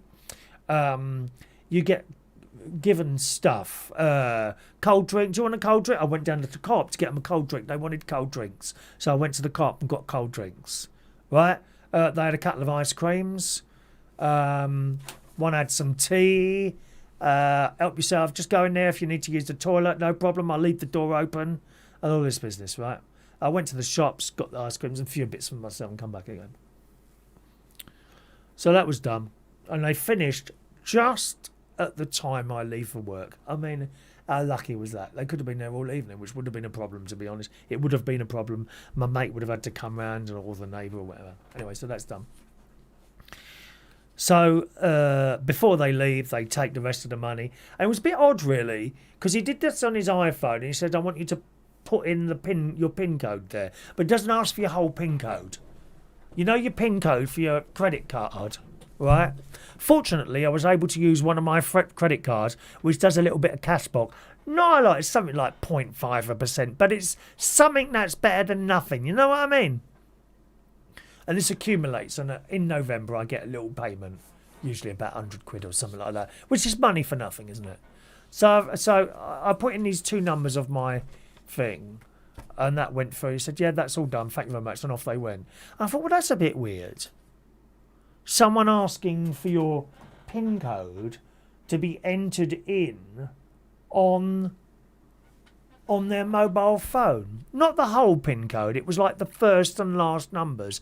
And the other two had X's in the middle. So, a bit odd. But nevertheless, I thought better. And as I went to work, I thought, that is strange. And when I got to work, I changed my PIN code. Straight away. I went onto the American Express site and changed the PIN code. And I thought that was a sensible thing to do. So I've got a new PIN code now on my American Express. That's done. So while I'm at work, I thought, that was a hell of a lot of money to pay. I do feel ripped off. But you see, this is the trouble. People like myself, and I'm not the only fella like this. There's plenty of normal blokes out there, some playing football, this, that and the other, and they too have no knowledge of anything to do with DIY, and a lot of us, we don't want to know. I have no interest in fixing bloody pipes or cars or anything like that. I can't think of anything more boring in all my life to sit there and paint a wall or hang a piece of wallpaper. Or do stuff. I have no interest in doing anything like that. So we don't know. We are at the mercy of whatever so-called professional person that we've been employed for.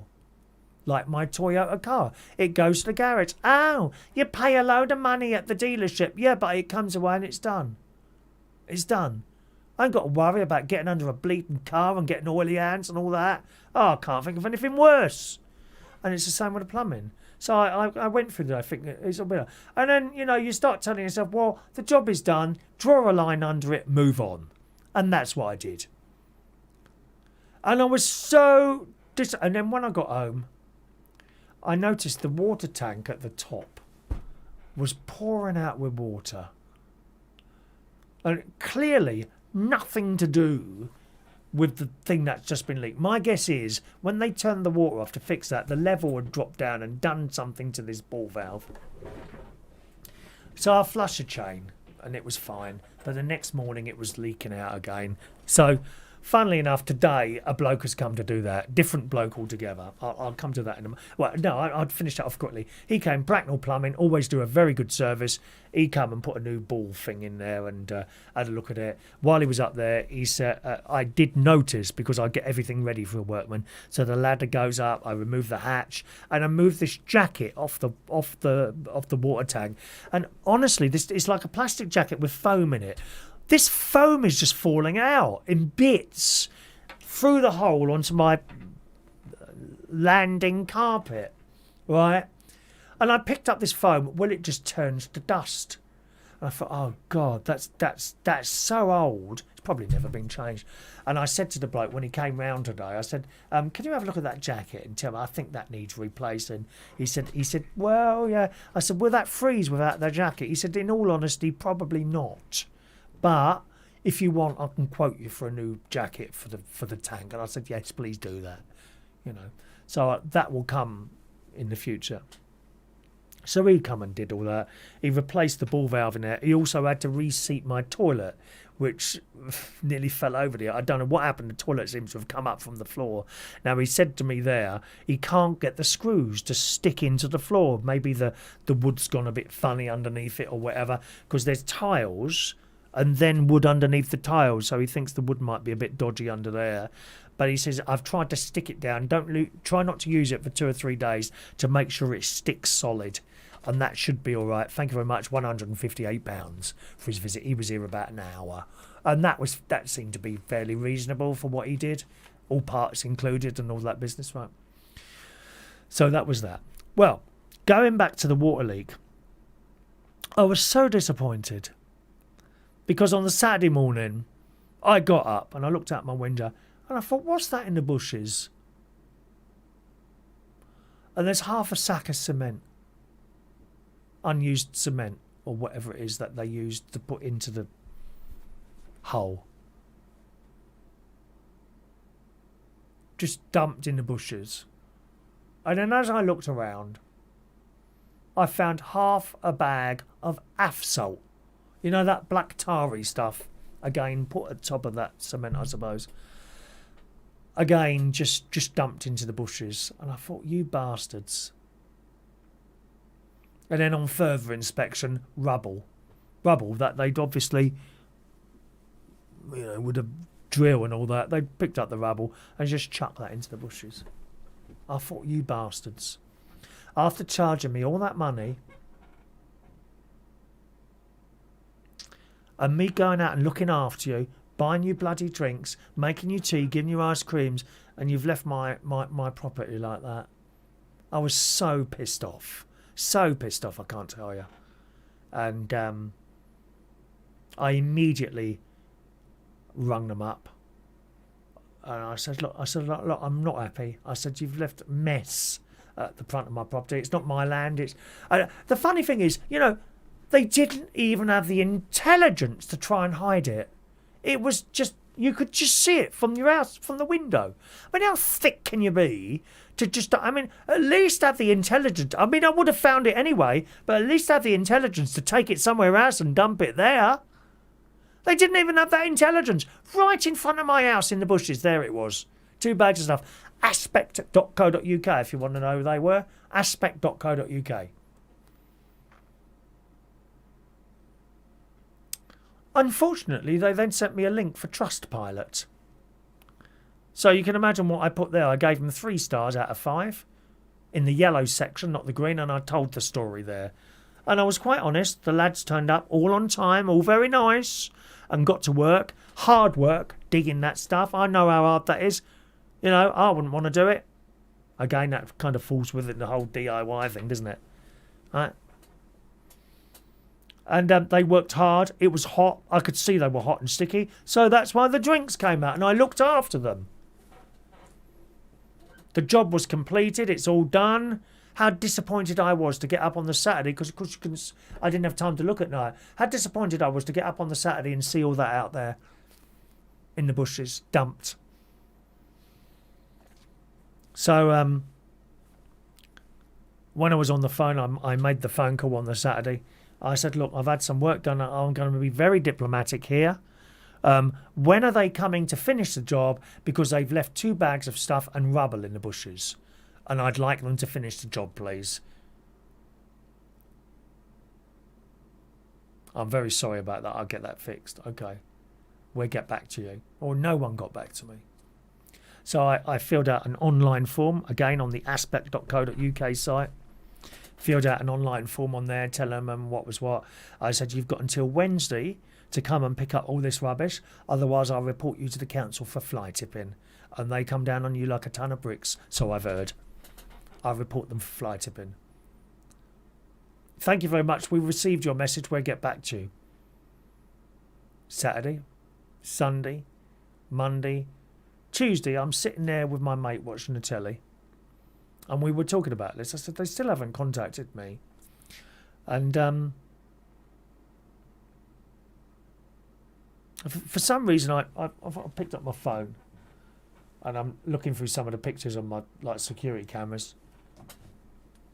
And I saw one of the boys come down and pick up the two bags, which I've retrieved from the bushes and put in front of my house for their convenience.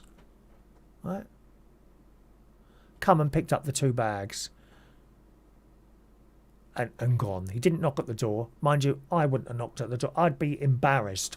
I'd be a little bit scared of meeting the person that I've worked for if I'd left it in that state and been found out and reported them. So I get that. I understand that, right? I'm very understanding, aren't I? Ronnie says, they haven't collected the rubble, and I looked in the bushes and the rubble's still there. Now, to be fair, there's not a lot of it. It's like breeze blocks and that, because the boys told me when they were digging up this pipe, for some reason, someone has put breeze blocks over the pipe all the way along it. Probably to stop spades going through it. But unfortunately, this is what I think is causing the problem, because it's the second time we've had a break in the pipe. Incidentally, it wasn't the old repair that had failed, just to let you know that. It wasn't. This was in a different place. And what appears to be happening is that breeze block is now rubbing on that plastic pipe over time. Very dry conditions. Everything's moving under there, and it's rubbed and created the hole. So there we are. So they've come and collected the 2 bags. The rubble's still there, and I thought, I can't be bloody bothered with them. And I've started picking up the rubble and just putting it in my bin. Won't take long. So that was my experience with aspect.co.uk. Very pleasant on the phone.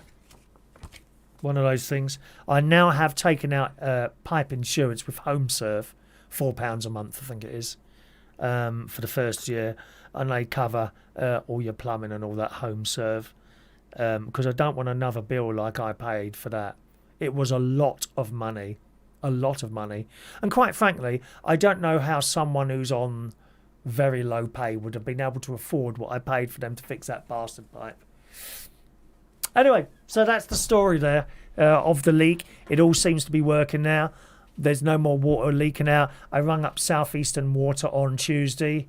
I probably should have rung them. See, I didn't ring them Saturday because I thought, well, there won't be anyone there Saturday or Sunday. Not in the office. Probably to report a leak, but not something that's like no longer an emergency. So I left it till Tuesday and I rung them Tuesday. So South East Water, and they're very, very nice on the phone, the South East Water people. They are really nice people on the phone, right, when you call them. And I said, I've had the leak fixed. Okay, all right, mister, we'll send someone round to read the meter again for you. I'll also apply for your water leakage allowance, which will cancel any excess water usage which is on your bill, and you'll pay roughly the same as you have done for the last 2 or 3 months. Thank you very much. And that's it. And it's all done. It's all done now. So hopefully that's an end to that little crisis on there. And fingers crossed, really. And I intend to... I'll just pick up those little bits of rubble there and put them in the bin, and then I could draw a line on it and move on, and that'll be it. Bloody annoying though. Let's do some of your messages.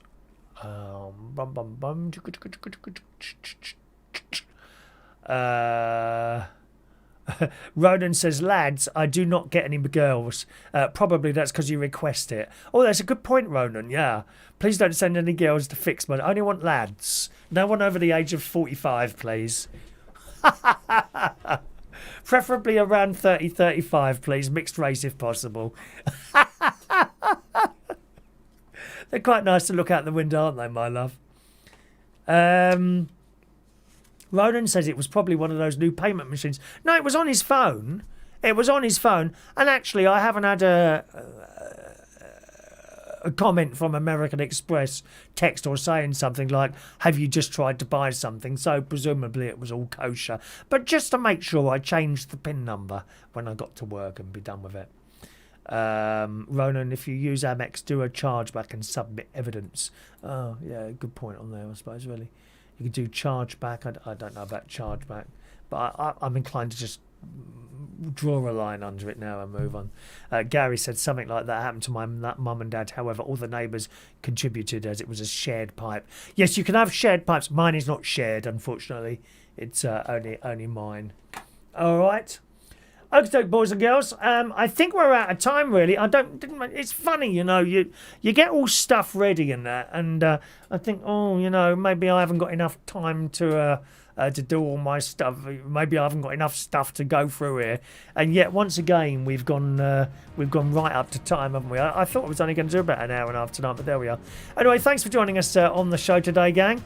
If you get a chance, join us on Reach On Air tomorrow morning for an hour of music, chat and fun. That's at reachonair.com, all right? reachonair.com tomorrow. Liam, of course, is on Reach On Air tonight. He's on at midnight tonight. Our friend Liam, DJ Coolio, so give him a listen. And hopefully I'll be back with you doing another show next Wednesday night at 8 o'clock. Thanks for watching and listening. I'll see you again very soon. Good night now.